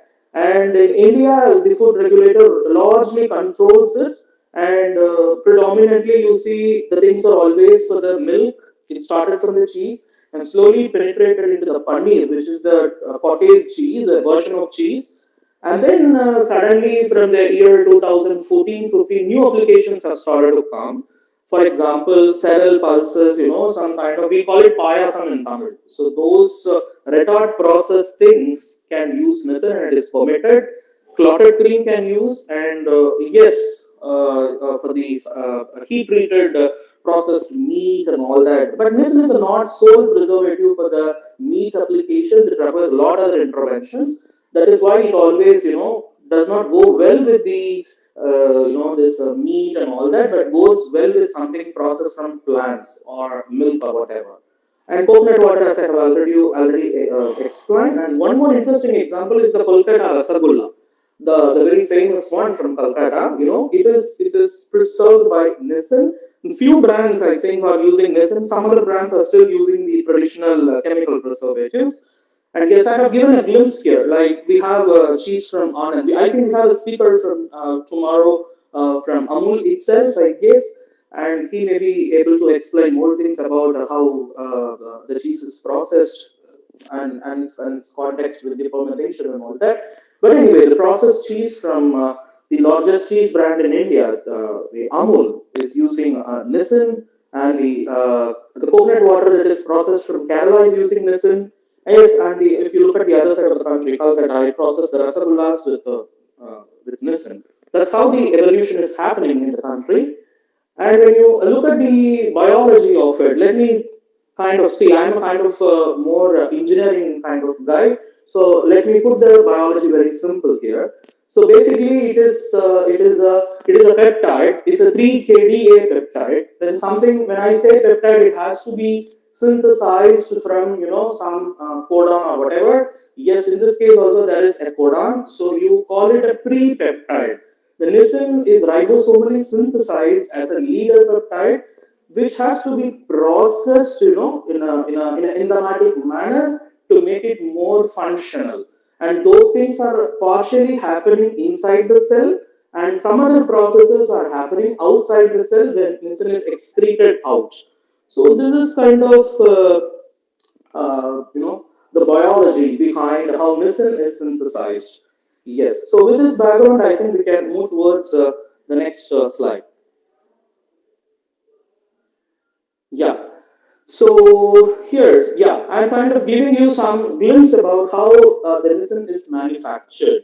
So first of all, you should have a strain that makes nisin, and you must know the strain is not an endotoxin producer. The strain is safe to use, or it should be a grass organism certified by some FDA or somebody, or it is a widely well-known, well-characterized strain. Then only the industry will be able to produce nisin here. And one one important caveat here, when I say nisin is not always produced as a pure product, as a chromatographic pure, that kind of purity you don't require for the food industry. It is produced as a crude preparation. So whatever that, that the organism secretes, maybe some other proteins or whatever, is always present in the preparation. So one should be more cautious about selecting the strain. That is more important. And the industries are always fond of doing some mutation. There are literature available. People have tried taking it to cosmos by sending it through a whatever, I don't know, a rocket or something, and then how they have brought it back, and then they have sequenced it, and they have tested it whether it is a hyper producer of insulin. That kind of importance was given to it in some 20 to 25 years before itself. And a lot of mutation programs every industry used to run, whoever the producer, and it's important to have a variety of cell bank to start with. And certainly, the next step is the serial transfer, and usually for any culture it happens, and then you make a production bank of it, and then you do the real fermentation in a controlled fashion. So here I explain, when I say fermentation, you should ask me whether is it a vat or a simple biofertilizer fermenter, or is it a precision fermentation. If you ask me all the three, it is not required, but it is a kind of fancy fermentation with the DO probe, pH probe, and all that. But certainly, what you can't do with this organism is you cannot do a high cell density as you do with E. coli or PPR. Certainly, it is not possible, but it requires a certain level of control. You have to control the pH, you control the dissolved oxygen, and so many things. Certainly precise, but not typical, that is associated with the word precision fermentation, generally being used nowadays in the alternative protein industry. Then, once you ferment, the next step is to thermally release the resin. See, the resin is always, it's go and bound to the cell. The mechanism itself is like this. When it tries to kill the another bacteria, it goes and binds to the cell wall of the other bacteria. So it has got a tendency to sit over the cell wall. So the easy way to release out the nisin from the producer cells itself, I mean its own cell wall itself, is just to heat it. So once after the fermentation, there is a thermal intensive step. That is a very cost incurring step, I would say, because you have to run the boiler once again. That is really a cost intensive mechanism here. And once you do that, you have to go for a cell separation methodology, maybe a centrifugation, which is always kind of available option, and kind of a ready-made equipment. You can connect it with the fermenter, and you can just separate the broth and the cells. And then always you have to do a secondary clarification to remove the debris, whatever, which is kind of not removed in the centrifuge. And then the important step comes here. So usually what people immediately, when you have the protein or peptide in your fermentation broth, the next step is how to concentrate it, because it is always dilute, this particular protein, I mean this particular peptide is always produced in microgram quantities, not even milligram. So there is a serious issue, and one scalable method that people have done 45 years before is foam fractionation. You pass the air into the fermenter from the bottom. So what happens? The foam gets generated, and due to particle diffusion, there are a lot of mechanisms behind it. I'm not going to explain that. The foam will carry the peptide-rich fraction, and it will be coming over the top, and then you have a special, vent kind of thing that will collect the foam, and the foam will be later defoamed with the help of antifoam and so many things. And then you do an ammonium sulfate precipitation, or else you can go for a salting out, basically with NaCl or whatever, and then you have to just settle down your peptide along with other proteins. Dialysis is optional, nobody is doing it, and then you have to either go for a spray drying, vacuum drying, and then finally you formulate it. That's how nisin is produced in the industry. Yeah, shall we go to the next slide? Yeah. So here you see, I'm kind of explaining what is the advances that is kind of important for the industry. See, always you can improve the strain in three ways. One is adaptive evolution, and another one is metabolic engineering, and always the fancy thing, the synthetic biology comes here. So which one the industry really prefers for the food application, if you ask me, in terms of whatever, in terms of pure business point of view, something when it is scalable in the sense it is always adaptive evolution. When I say adaptive evolution, it includes the mutagenesis program, classic chemical mutagenesis, or a physical mutation, or if you do a planned chemostat where you continuously grow the cell, in different dilution rates, exposing it to a lot of variables, lot of mutants or whatever, and then finally you get an evolved strain which will be kind of producing more quantity of nisin than the previously established numbers. So kind of adaptive evolution is always preferable, but metabolic engineering is somehow tolerated in the industry because you don't change the production strain here. You do whatever modification, the same production strain. You don't change the structure of nisin also. You basically play with central carbon metabolism or nitrogen metabolism, whatever, and then you do some improvement, whatever you want to do, so that you have a more nisin.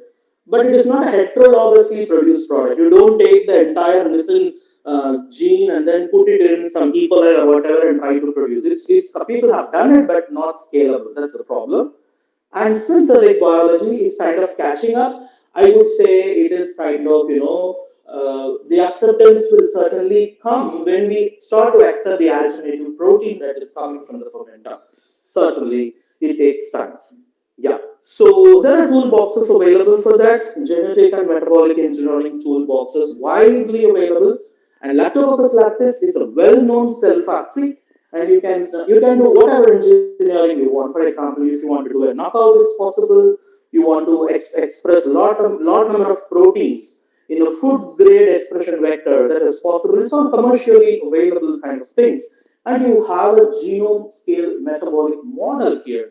So you can do a lot of genomic experiments in connection with the fermenter. You can do a metabolomics. You can do a lot of genomic studies and see how you can improve your production. There are a lot of scope in those kind of things. And what the industry but prefers, something very fast, something which is, does not require a lot of clinical aspect or whatever. May not see if you say if a strain is engineer or something, there are a lot of ways to to have an acceptance from the regulator. It certainly takes time. But when you do an adaptive evolution, as I already said, a kind of serial transfer, a kind of chemostat where you expose the cells to continuous growth, and then you keep on taking samples and you kind of repeating many things by exposing it to a lot of variables at some point of time. It's kind of random, but you end up in a mutant or whatever, and that is a hyper producer. That is usually a kind of scalable thing which is generally preferred in the industry. Next slide, please. Yeah, so here I am kind of focusing on one particular issue that I am working on. It's about, the nisin fermentation, as I said. See, when I say fermentation, you should ask me how the nisin is getting produced. People use the word yield coefficient in the fermentation, YXS. When you produce lactic acid, people will say this much of gram of lactic acid has come from this much of glucose, a gram per gram kind of calculation. When you when you try to do that for nisin, you will not appreciate anything because you're going to get a microgram of nisin for 20 gram of glucose, whatever. So the carbon kind of the carbon is not actively playing a role here, but the nitrogen, the complex nitrogen. You look at the physiology of a lactis, it is kind of the pyruvate, how well it is going. The pyruvate ends up as lactic acid. It does not go into the TCA cycle traditionally required for the amino acid synthesis, but this is a peptide. It requires a lot of amino acids. So certainly you have to do the process with a complex nitrogen source because the bacteria is inefficient in terms of a TCA cycle. It cannot do a lot of things in the nitrogen metabolism as how an E. coli is doing. So when I say complex nitrogen, it is expensive. Yeast extract is not cheap. Your peptone is not cheap. You have to produce this for a food application. Then you have to rely on something very cheaper. That's the problem here.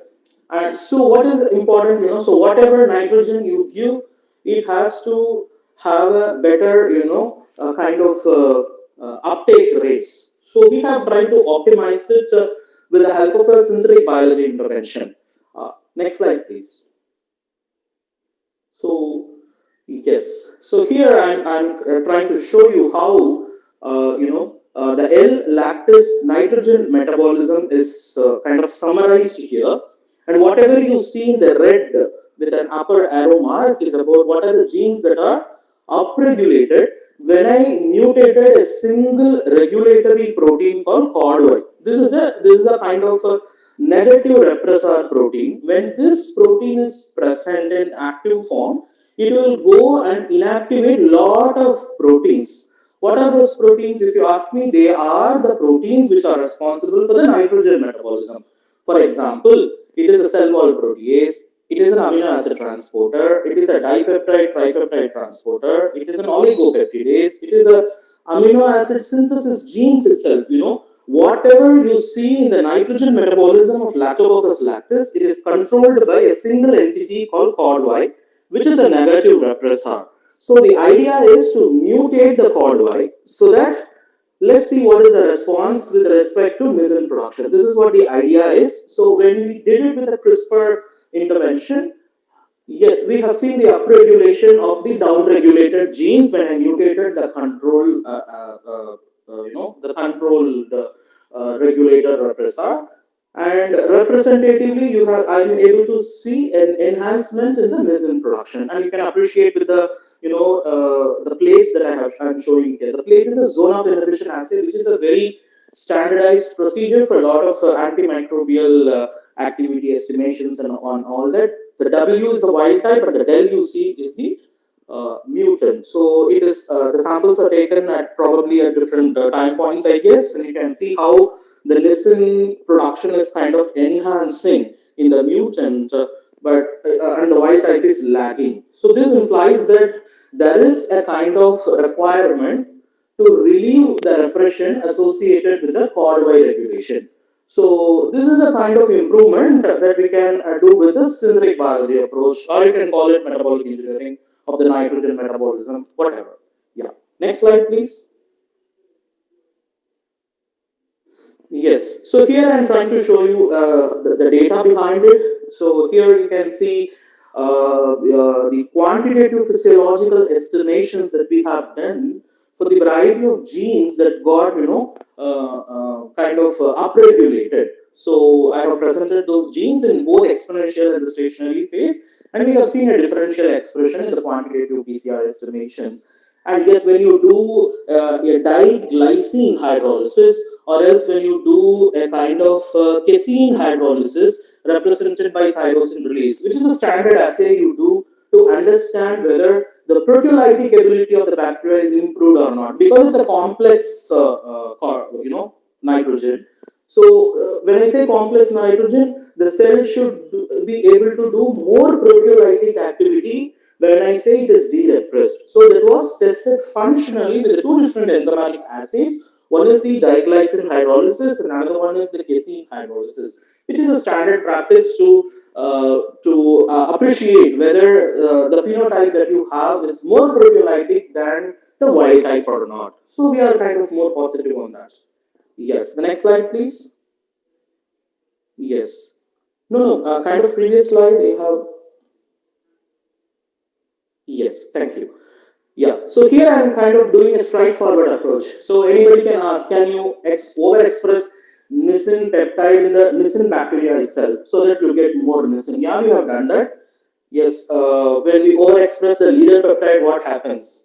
That was kind of steady, but we have done the overexpression in the mutant, not in the wild type. So certainly, yes, the three important enzymes, the NISB, NISC, and kind of NIS is a dash. Both are the three enzymes along with the leader peptide, which we call the basal peptide, that is getting modified into in the subsequent steps once it is produced as nisin is kind of overexpressed, and once after doing the overexpression, yes, we are able to see a profound increase in the nisin titers as well as in the lactose consumption, as well as in the we have quantified how the biomass is behaving when we done that, all that. It's kind of agreeing with whatever is already published. Yeah.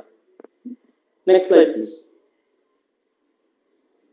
Yes. So now let's go to the engineering part. The strain engineering is kind of explained in the previous slides. So now let's understand the fermentation, how it is done. So when I say Lactococcus lactis, it can take three physiologies. You can grow it anaerobically, really. And when I say anaerobic, there is no oxygen, complete anaerobiosis. That is one kind of physiology. So at that point, what is going to happen? It will produce a lot of lactic acid because the lactic acid is the only source where it can regenerate its redox equivalents, the NAD, NADH, and all that. And it can also take a very different, not different, a widely known physiology, respiratory physiology, the one that we have, the one the E. coli have, all that. The cytochrome based. But the problem with this cytochrome based pathway in Lactococcus is you have to supplement certain nutrients in the media, then only the respiratory physiology is kind of more efficient because the bacteria is not fully evolved for the respiration. It has got a lot of cytochrome based, proteins, molecules, and all that, but it don't have an important ingredient, heme, which carries the oxygen. You have to supplement in the media with the heme, then only the respiratory physiology will certainly work. And the third physiology, which is relatively a respiratory, but people should not confuse it with the respiratory.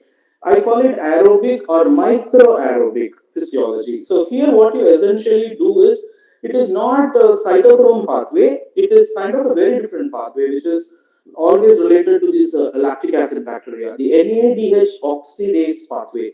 So what happens? The oxygen, it goes and activates the enzyme NADH oxidase, and the oxygen is getting reduced as water there. So you have that kind of exchange happening there. The redox equivalent process is kind of happening through NOx pathway also, and due to the participation of the NOx pathway, you have a lot of opportunity to reduce the lactate flux. And why it is important to reduce the lactate flux? Lactate is kind of inhibitory. That is very much inhibitory for the biomass formation. Already, this bacteria will not form a lot of biomass, and when you allow to form a lot of lactic acid, it is a kind of headache. You cannot scale the process. So it is always essential to to understand how to reduce the lactic acid. The two non-genetic engineering methods. When I say that, through the fermentative approaches. So one way is to go with something called microaerobic. It is kind of doable in a fermenter when you have something like DO probe and a mass flow controller attached to it. You can kind of control your oxygen percentages less than 5%. So at that time, the cytochrome pathways won't work most of the time, and the aerobic physiology will be predominant, and it is kind of more amenable for resin production because it only helps in reducing the lactic acid concentration. Certainly the inhibition is kind of going down, and that will have a profound effect in the biomass. When you have more biomass, there are chances to get more peptide as well. So that's what the strategy is about. Yes, please move to the next slide. Yes. So here I'm kind of showing you a pH profile. So what is kind of more important for the resin production? A constant pH. When I say pH, people are always obsessed about maintaining a constant pH because it is more famous in the Pichia, it is more famous in the E. coli. You run the fermenter in a constant pH, but that does not work in resin fermentation. It always prefers a kind of fluctuating pH. People call it a gradient pH. So in a in a microaerobic environment, where you do a fed batch of glucose, when it is coupled with a pH gradient, so the kind of response from the genome of L. lactis is more profound towards nisin synthesis. A lot of studies is already published in this. So we have also verified that while scaling it up to 100 liters, 50 liters in many scales. And we have seen this pH gradient is always more helpful for the scale up rather than the constant pH. Yeah. So next slide, please. Yes. So what is the challenge? So we have seen some concepts in the fermentation, some concepts in the strain engineering and all that. So what is the challenge? When you produce, when you have to produce something, there is something called OPEX, the operational expenditure. There is something called CAPEX. You need the machineries, you need the land, you need the machinery and all that. It all cumulatively control the something called scalability associated with the process economics. So in the OPEX point of view, you have three important things, See, the water is expensive. Water is not cheaper because you have to ferment this kind of volumes to 5,000 liters, 10,000 liters, and that too it should be a RO processed water. And after that, after the fermentation, you have to treat the effluent and release. There are a lot of statutory requirements associated with the pollution control. Lot many things are there. So water is kind of always a tedious thing, and then energy. Energy is one of the main thing when you do fermentation, and you have to be cautious on that. And the time, you have to do whatever in a very shorter time frame so that you can run several batches that will be profitable to the overall plant. So people will be concerned about the OPEX and the CAPEX point of view. Can you do most of the operations in the same equipment? So when I say same equipment, it should be containment friendly also. We should try to minimize the number of equipments that we use. So certainly this determines the overall process economics. And at the same time, one have to think what is the cost of the medicine. It is costing somewhere around 5,000 to 10,000 rupees per kg in India, which is an imported medicine. There is so far no recognized manufacturer in India for medicine, and we aspire to be one of the manufacturers very soon. And a lot of applications you see, for example, the Amul, whoever uses Nissen is an imported Nissen, largely from European markets and Chinese markets. The price is around 10,000 rupees. So when you try to produce, this is the gap you have. You have to certainly operate in this kind of price range so that you can kick in the market. So your operations, your process is determined by the final price of the molecule. That is more important here. Yes. Next slide, please. Yes, so far we have seen what we have done in the upstream things, and we have seen something in the strain engineering point of view and all that. But let's see how to what are the advances that is possible in the downstream aspect of Nissen. One important thing I am kind of presenting here is about how to recover the Nissen from the fermentation, the very first step. As I have told you in the very beginning, the Nissen is always having a tendency to go and attach to the cell wall. And the interesting unit operation, which is kind of easy to do, is to heat up the broth. Heating something, which is 10,000 liters or 20,000 liters to 65 or 70 degrees Celsius is really an expensive affair. Certainly, you have to run your boiler once again, and you have to really hold it for 3 to 4 hours to get it done. This is what the standard practice is. But we are trying to innovate in a different method. We are kind of combining a clarification process by a membrane approach.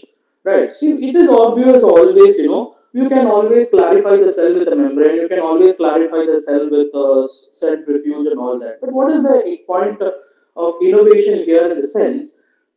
uh, Instead of using a polymer membrane, when you use a ceramic membrane, you have a flexibility here now. You can operate the separation process or the clarification process in a higher temperature.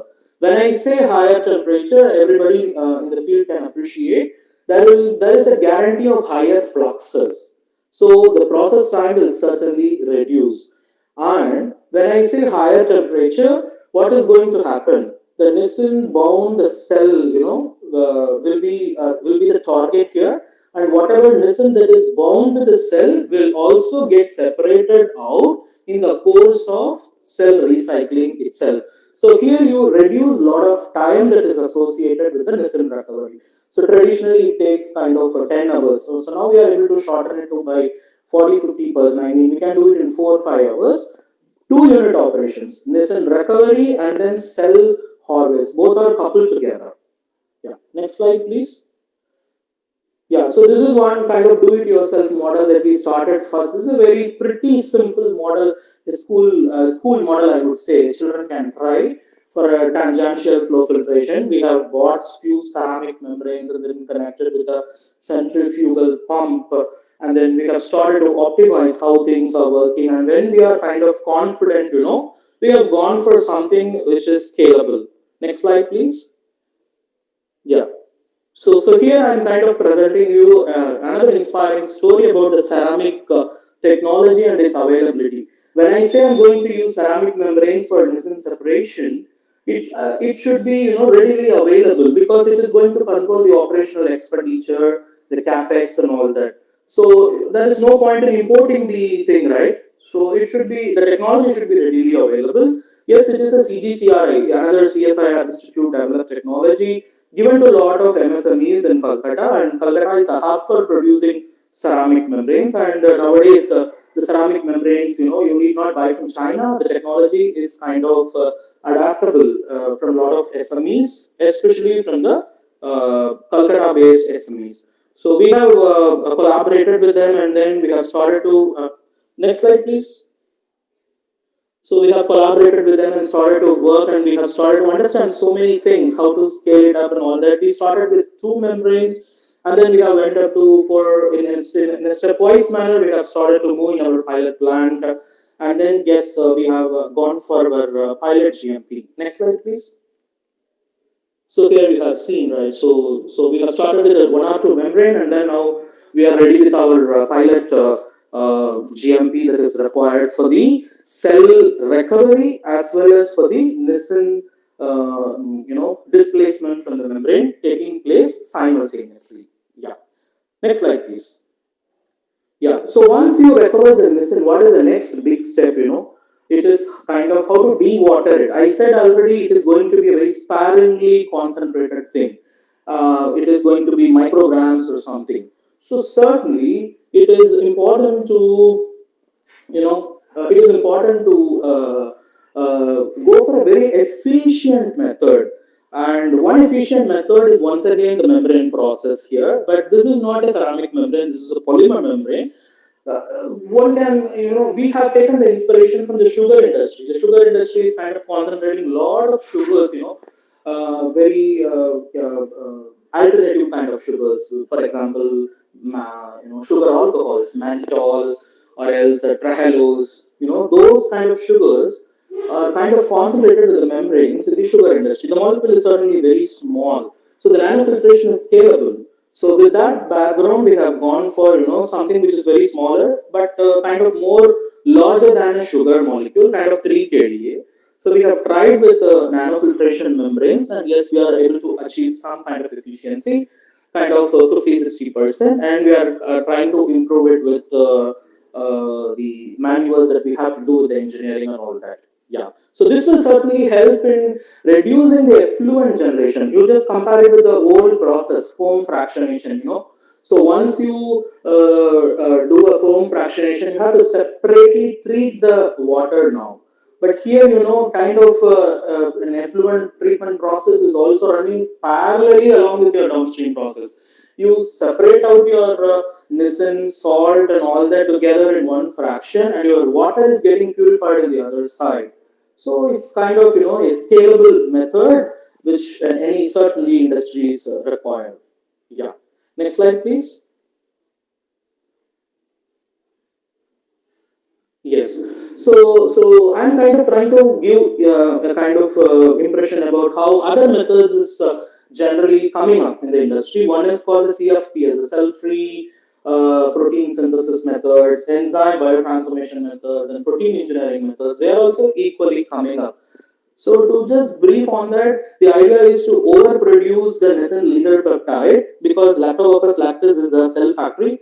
You can produce nascent leader peptide, but you can kind of need not produce the other steps. For example, the protease, the cyclase, all the other steps you can skip, and then you can just overproduce the nascent leader peptide, and then you can do the biotransformation with the help of enzymes that can certainly produce an E. coli, which is again scalable. And people are trying this cell-free fermentation or something called enzyme biotransformation. It is very in the very beginning stage, but I see a lot of kind of impetus coming to this technology because the enzymes are reusable because they can be immobilized, and the entire cell machinery can be used several times. So this technology will certainly replace the fermentation probably next 10 years or whatever. Yes. So this will help you to produce a lot of Nissen variants as well. For example, the Nissen that we talked so far is something called Nissen A. You can produce a lot of variants that are available with the Nissen. Maybe Nissen Izzat, which is also equally catching up, and for something like the Nis Q, which is kind of specific for cutaneous bacteria, applicable for some industry like L'Oreal. They may be interested to use Nissen for in their topical preparations because the NIS-Q is shown to have more antimicrobial activity than the NIS-A for the C acne kind of strains and all that. So kind of it's evolving. Certainly, this will catch up very soon. Yeah. Next slide, please. So this is a kind of a concluding slide for me. So I'm kind of presenting what is the way forward for the industry. Yes, the industry is certainly happy to take the adaptive evolution. Yes, metabolic engineering if it is a host strain. And yes, kind of persistent fermentation is always the industry prefers. Cell-free biosynthesis will certainly catch up. And then the membrane technologies will replace the foam fractionation and the associated huge effluent treatment and all that. And a lot of reactor designs are also coming up. This is what the way forward for the industry with according to the Nissen biosynthesis. And yes, when I say all the positive things, I'm trying to show what will not go in the future. I don't know synthetic biology will catch up here because people are obsessed with the natural tag that is associated with Nissen. So metabolic engineering is preferred. Heterologous expression is I don't think so. Maybe I am biased here. Maybe in the future that could catch up, but not at the moment. And non-sterile fermentations. People have tried non-sterile fermentation with milk whey and all that, and people have tried to produce Nissen along with lactic acid and several other metabolites. I don't think so that is a scalable process economics. Immobilize the cells, people have tried, but it is prone to contamination and certainly it will not catch up. The thermal methods will certainly be replaced by the membrane methods, and the VAD beer kind of fermentation designs are going to be lapsed, and you will have more precision fermentation catching up. Yeah, yeah. So thank you for the opportunity to present. Yeah, I'm kind of waiting for the questions.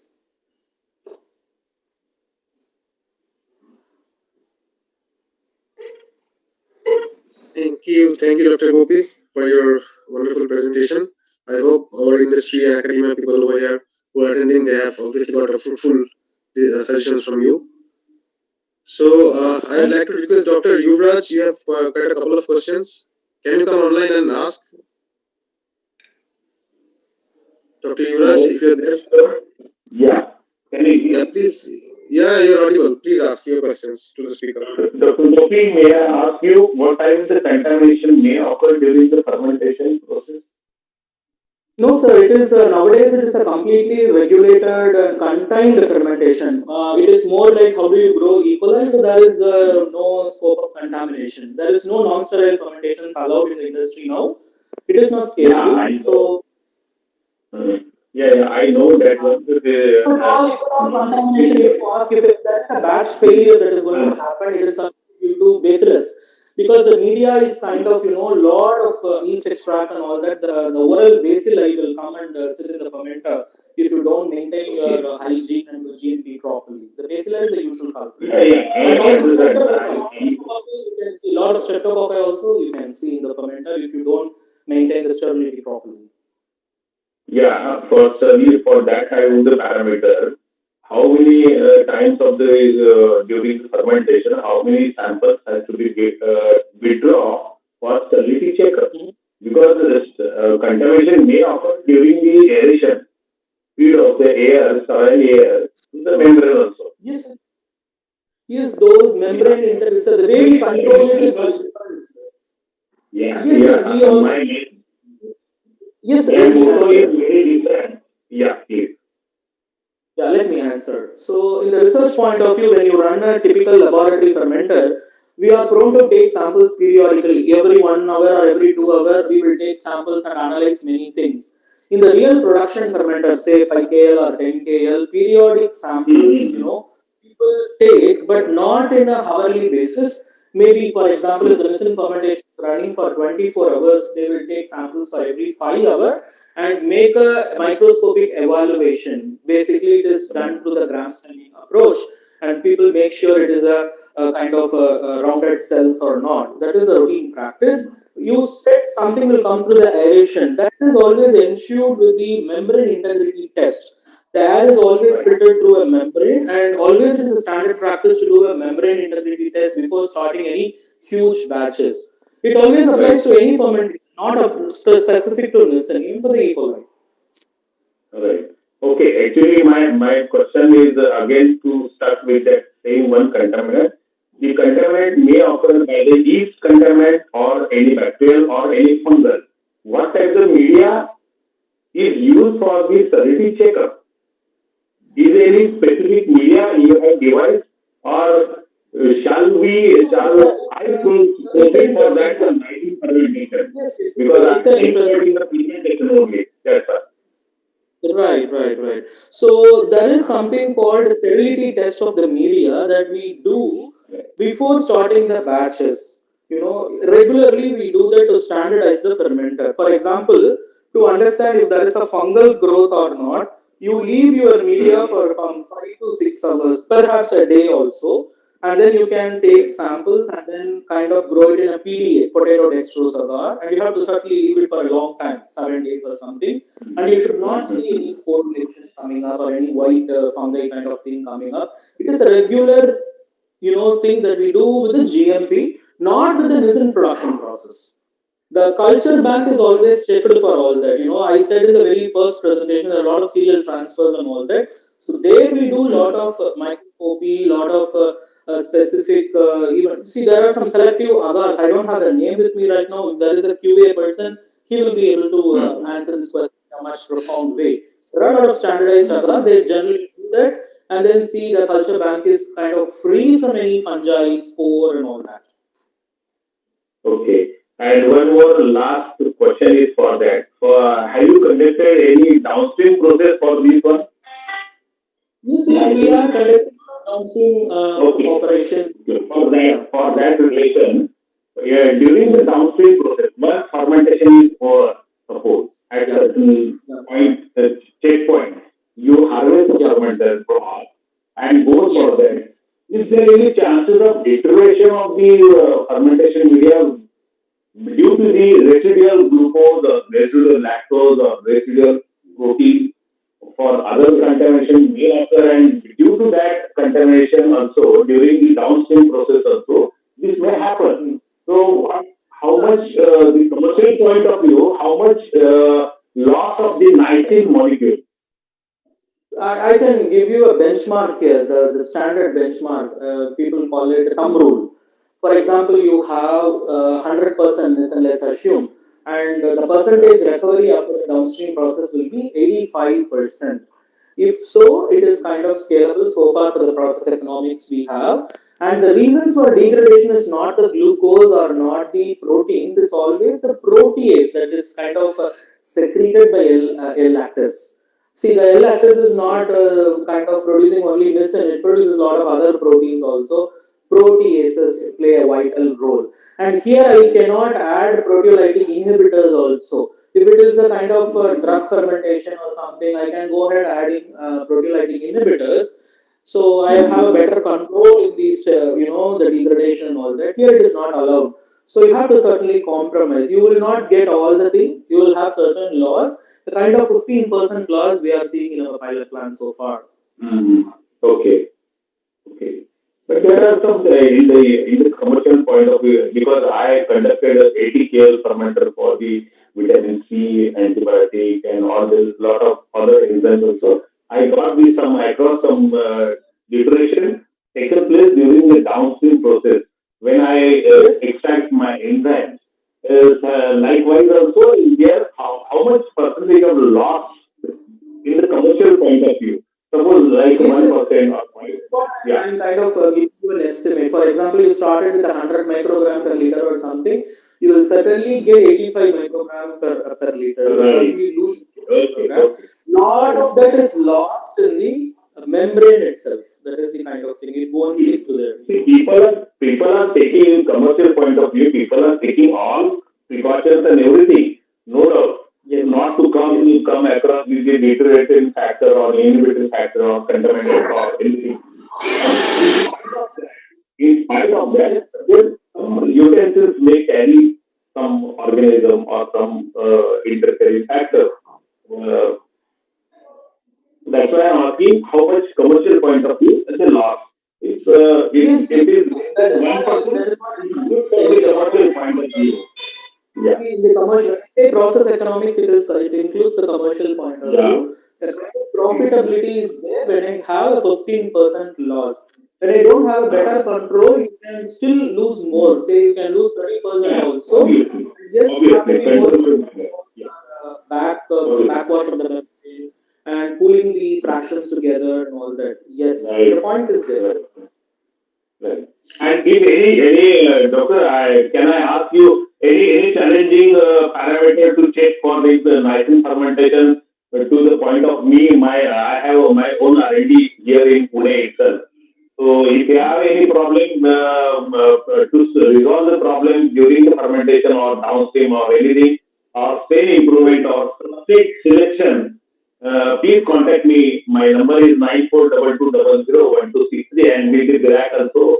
They have the some contact. Yeah, I, Dr. I Yuvraj, will you can probably write your details in the mail. You can probably whatever write. details you can write in the mail and send back to us. Okay, Yeah, yeah, please. we'll coordinate Thank you. further. Very Thank you nice so to much. talk to you with the Dr. Thank you for the Go. collaboration. And thank you Yeah, very much. Yeah, yeah, yeah. and Birac is always open for collaborations. There are several schemes you might be knowing. Go through the Birac Right, website and apply accordingly. And any right, right. queries, just mail us. All right, thank you, Dr. Yuvraj. One more question to Dr. Gopi, I think from Anne Catherine Archer. You're there? Yes, yes. Yeah. Are you there? Anne Catherine Archer? Yes, am I audible? Yes, Yeah, yes, yes, you yes. are. Please, yeah. Yeah. Please ask your question quickly. So my question is that you have done very good work, and I hope to see some good production of nisin in the scalable process that you have mentioned. But the product that you are getting, is it suitable only as a preservative for the industry, or can it be used by people like us who are doing co-research with nisin? Because the current nisin that we are obtaining, like you said, is imported, and it is only available with Sigma. Yeah. So, what kind of research you are doing? Is it a biomedical application? Yes, it is. Yes. For So we are example, working people are basically for anti-cancer. fantastic. Yes. The thing is, you have to have a chromatographic pureness. And the preparations Yes. that I do is the crude preparation, and the standard preparation will have 2.5% nisin. If you have 100 grams, you have only 2.5 grams nisin. The rest is just salt and milk protein. That's how the final Exactly. formula is so far. Yes, we can do a chromatographic purification for you. Yes, if you want, we can certainly give very high pure samples also. Okay. Sure, sure. Okay, thank All you. right. Thank you. And final one from Dr. Prakash. Sir, you are here? Dr. Prakash, hello. Hello. Hello. Yes, Yes? yes, you are audible. Please. Namaskar, Okay. sir. This is Dr. Mashmi Devnath from Manipal University, Jaipur. We work with kombucha, sir. It's a fermented tea. So, Yes. can we use nisin for in kombucha? Certainly, certainly, it will go well with the fermented products. Yes. You have, see, fermentation is something which is adding value by means of using probiotic bacteria. And kombucha has to be processed by retort heat processing. If at all correct, if it's wrong, please correct me. If it has to be Okay. processed through retort process or heat treatment or whatever, nisin will go well with it. The one important thing with nisin is the thermostability. You can do a sterilization with it. So yes, it will go well with it. Yeah. So we would need to add it at the start when we try to initiate the culture. No, no, no. Generally, when the preservative has to be added, you have to reduce your microbial count. See, let me explain. It does not apply only to kombucha. It generally applies to any food that you are preparing. The first thing when you prepare a food, you must do some primary steps to reduce your bacterial log. For example, you can do a heat treatment so that your log reduction will certainly happen. So once you do that, you have to add nisin. But here, while doing the heat processing itself, you can add. So to be brief, once you complete your fermentation, whatever kombucha production or on all that, do a primary method to reduce the biolog of that. And while doing that itself, you can add nisin. For example, when you are homogenizing, yes, nisin can be homogenized along with most of your things. And yes, you are heating it also. Yes, it is doable. For example, you cannot use nisin, or you cannot heat something. For example, batter, idli batter, which is more famous in my place. When you try to retard process, it will become idli there itself. So in those cases, it is more tricky. You have to find a very other challenging scalable method for the primary log reduction, and after that you have to put nisin. And in the fermentation products, encapsulated nisin works good. Kind of, it is when you produce the crude preparation of nisin, you can encapsulate it with a lot of things, and so that you have a release profile. And why encapsulation important? Your kombucha will have some protease that will go and inactivate the nisin. So always, it is important to protect the nisin, and at the same time, we should be aware of the nisin profile that is enough to inhibit the bacteria, whatever the contaminant and all that. Yes, it is interesting. It is doable. Just one last question, sir. So we have already made some red wine and white wine also, and we have also converted it into vinegar. So do you think the nisin would be applicable for both of them? For the wine fermentation, yes, nisin is already a good kind of preservative. In the wine, actually, the yeast is the problem. You have the ethanol there, so ethanol tolerant kind of things will come and grow there. One thing is the yeast, but yeast will not invade at the first instance. It requires a primary ground preparation that is always done by a bacteria. So the wine producers like nisin in such a way that to reduce the bacterial count, so that the propagation of yeast will not take place in the forthcoming time period or whatever. So in that context, yes, nisin is applicable, but you have something like vinegar there, acetic acid, that itself is a good, acid, kind of weak acid can do a lot of preservative effect. I don't know whether nisin will add something there. Thank you so much, sir. Thank you. All right, thank you. And the last question we'll take up from Dr. Halami. I'll just read out. Which nisin producer is being used in your industry, and what is the brand it is sold and its purpose or usage? And also, if your company is interested with nisin Q producer. Yeah, so yes, we can produce nisin QC. The thing is, it is not branded so far. See, we are a fermentation company, and we are not just focused only on nisin. We are into a lot of diversified products, and nisin is a pipeline product. So far, we have tested the nisin that we have produced in the cheese, and then like with kind of coconut water and all that. A commercial launch will happen very soon, and the brand is GSV 234. It is kind of inspired from the number that the regulator has given. The INS 234 is the regulatory number for nisin, so we named our nisin as GSV 234. Very soon, we are also aspiring to launch the product in the market.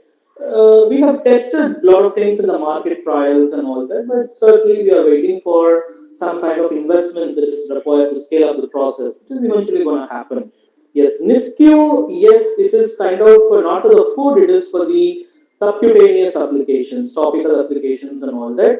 Yes, we can, if somebody is interested, we can have a collaboration and work. Yeah, thank you. And thank you. And any other queries, you can mail us, and we will address it accordingly. Please connect us through the mail if any other queries you have for all the attendees. And now I would like to request Dr. Mishra, sir, the head RDAP department, Nehru campus, to kindly conclude the session, and we'll again resume tomorrow from 10 a.m. onwards. Sir, over to you, sir.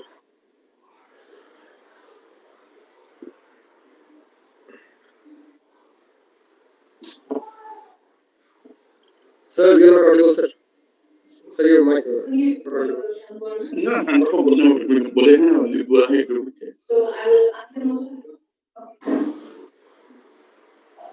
Am I audible? Yes, sir, you are audible now. So I am very much thankful to the entire team of this webinar, and also we have a lot of gratitude to the all experts, those who have connected today, and we will continue it for tomorrow. And today our vice chancellor had not get connected here, so he requested me. Tomorrow he will connect us, and he will also deliver his presidential address. So thank you once again to all of you. Thank you. Thank you, sir. I request all the participants to please join us tomorrow from 10 a.m. onwards with the theme Innovations and Regulatory Compliances in Fermented Foods. We have a new set of Before we speakers. start, Shankar Yeah. will give the concluding remarks from Yes, us. yes, yes. I'm just handing over to Okay. the host only. All right, over to the host. I just request all the participants to please join again from 10 a.m. onwards tomorrow. Over to the host, please. Okay. So yeah, now we have come to the end of today's session. But before we end, I would like to request Mr. Shanbha Sayur to deliver the concluding remarks. Over to you, Shanbha.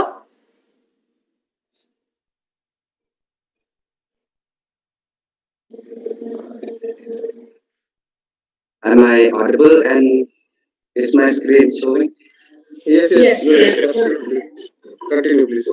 Uh, First of all, thank you to the organizers for coming up with this program and also the Association of Direct.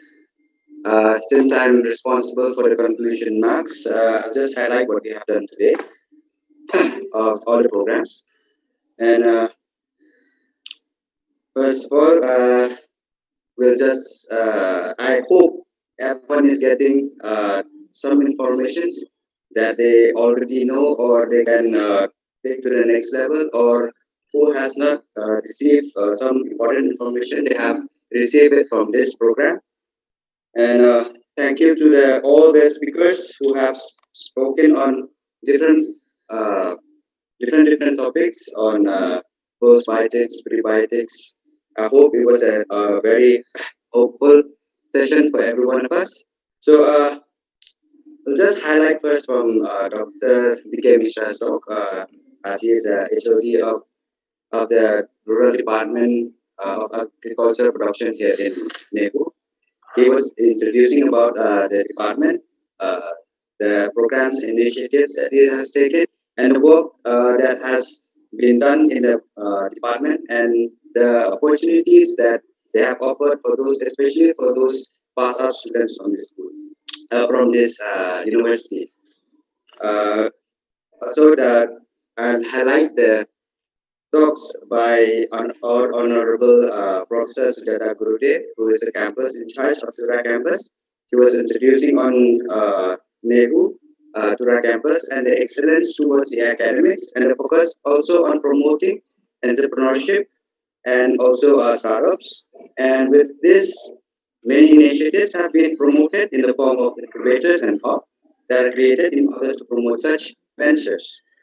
Also, we'll start with Dr. Sujit Das, who has also introduced us what is the purpose of this webinar and the motive and the various grants that they provide for development of technologies in this field of today's seminar. Sri Samir Saxena was who is the marketing of food, fermented and beverages from Amul, has highlighted us about the economy of the markets of Amul and the diverse products that they having and the mechanisms of how they uh, procure the products and how they reach the markets. He was also highlighting on the promotional campaigns to reach the customers and the awareness programs that have brought on the dairy technology. Also, Mr. Dr. J.B. Prajapati, who is the chairman of Verghese Career Center of Excellence from Gujarat. His topic was on probiotics, functional fermented foods, which is the present and future. His talk was to make models of microbes in nutrition and topic of probiotics and microbes in enhancing the immunity of an individual and its application also in various aspects of food technology and also in the health industry. So, like to also to highlight the talks of Dr. Nirja Hajela, who is the Secretary of Gut Microbiota and Probiotic Sciences Foundation, who has talked about the human microbiome project and also the importance of the microbiota in their, their balances that is required for maintaining a better health issue, and also the role of probiotics in health and nutrition, their mechanism of actions and probiotics, and also those dysfunctionals or dysbiosis that happens if there are imbalances in the gut microbes. I would like to further highlight the talks of Dr. Prakash Lamy, who is the HOD of Microbiology and Fermentation Technology, CFTRI of Mysore. His talk was on probiotics and postbiotics, recent advances and future challenges. His talk was mainly on the type of postbiotics, the product, the sources of these probiotics, their production and characterization methods of these, and its application in the health industry and as well in the food industry, and how it helps in improving, boosting immunity and improving certain disorders like intestinal bowel disorder. Uh, and the last sleep talk done by Dr. Gopi, right? His topic was on niacin, and he was talking about the postbiotic product, its development, the development of niacin from cheese and its integration to various food industry, and also the manufacturing steps of it, and also the different methods of the downstream process. And all of this, thank you. Okay, thank you so much. Yes. I would like to request the participants to please tune in for tomorrow's program, which is also whichever information you have here today, maybe you'll connect more of tomorrow. So please connect with us tomorrow. Yes. So thank you so much, Anna. So I would like to request each and everyone before we part ways, let's capture this moment. Kindly switch on your cameras for group photo.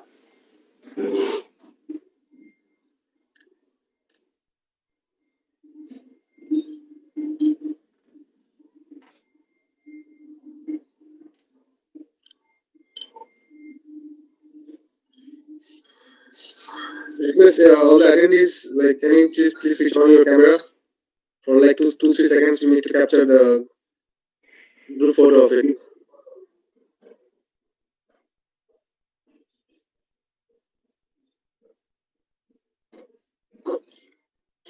I think attendees cannot switch on their camera, so that's the problem. Oh, I think there's an issue on that. Yeah.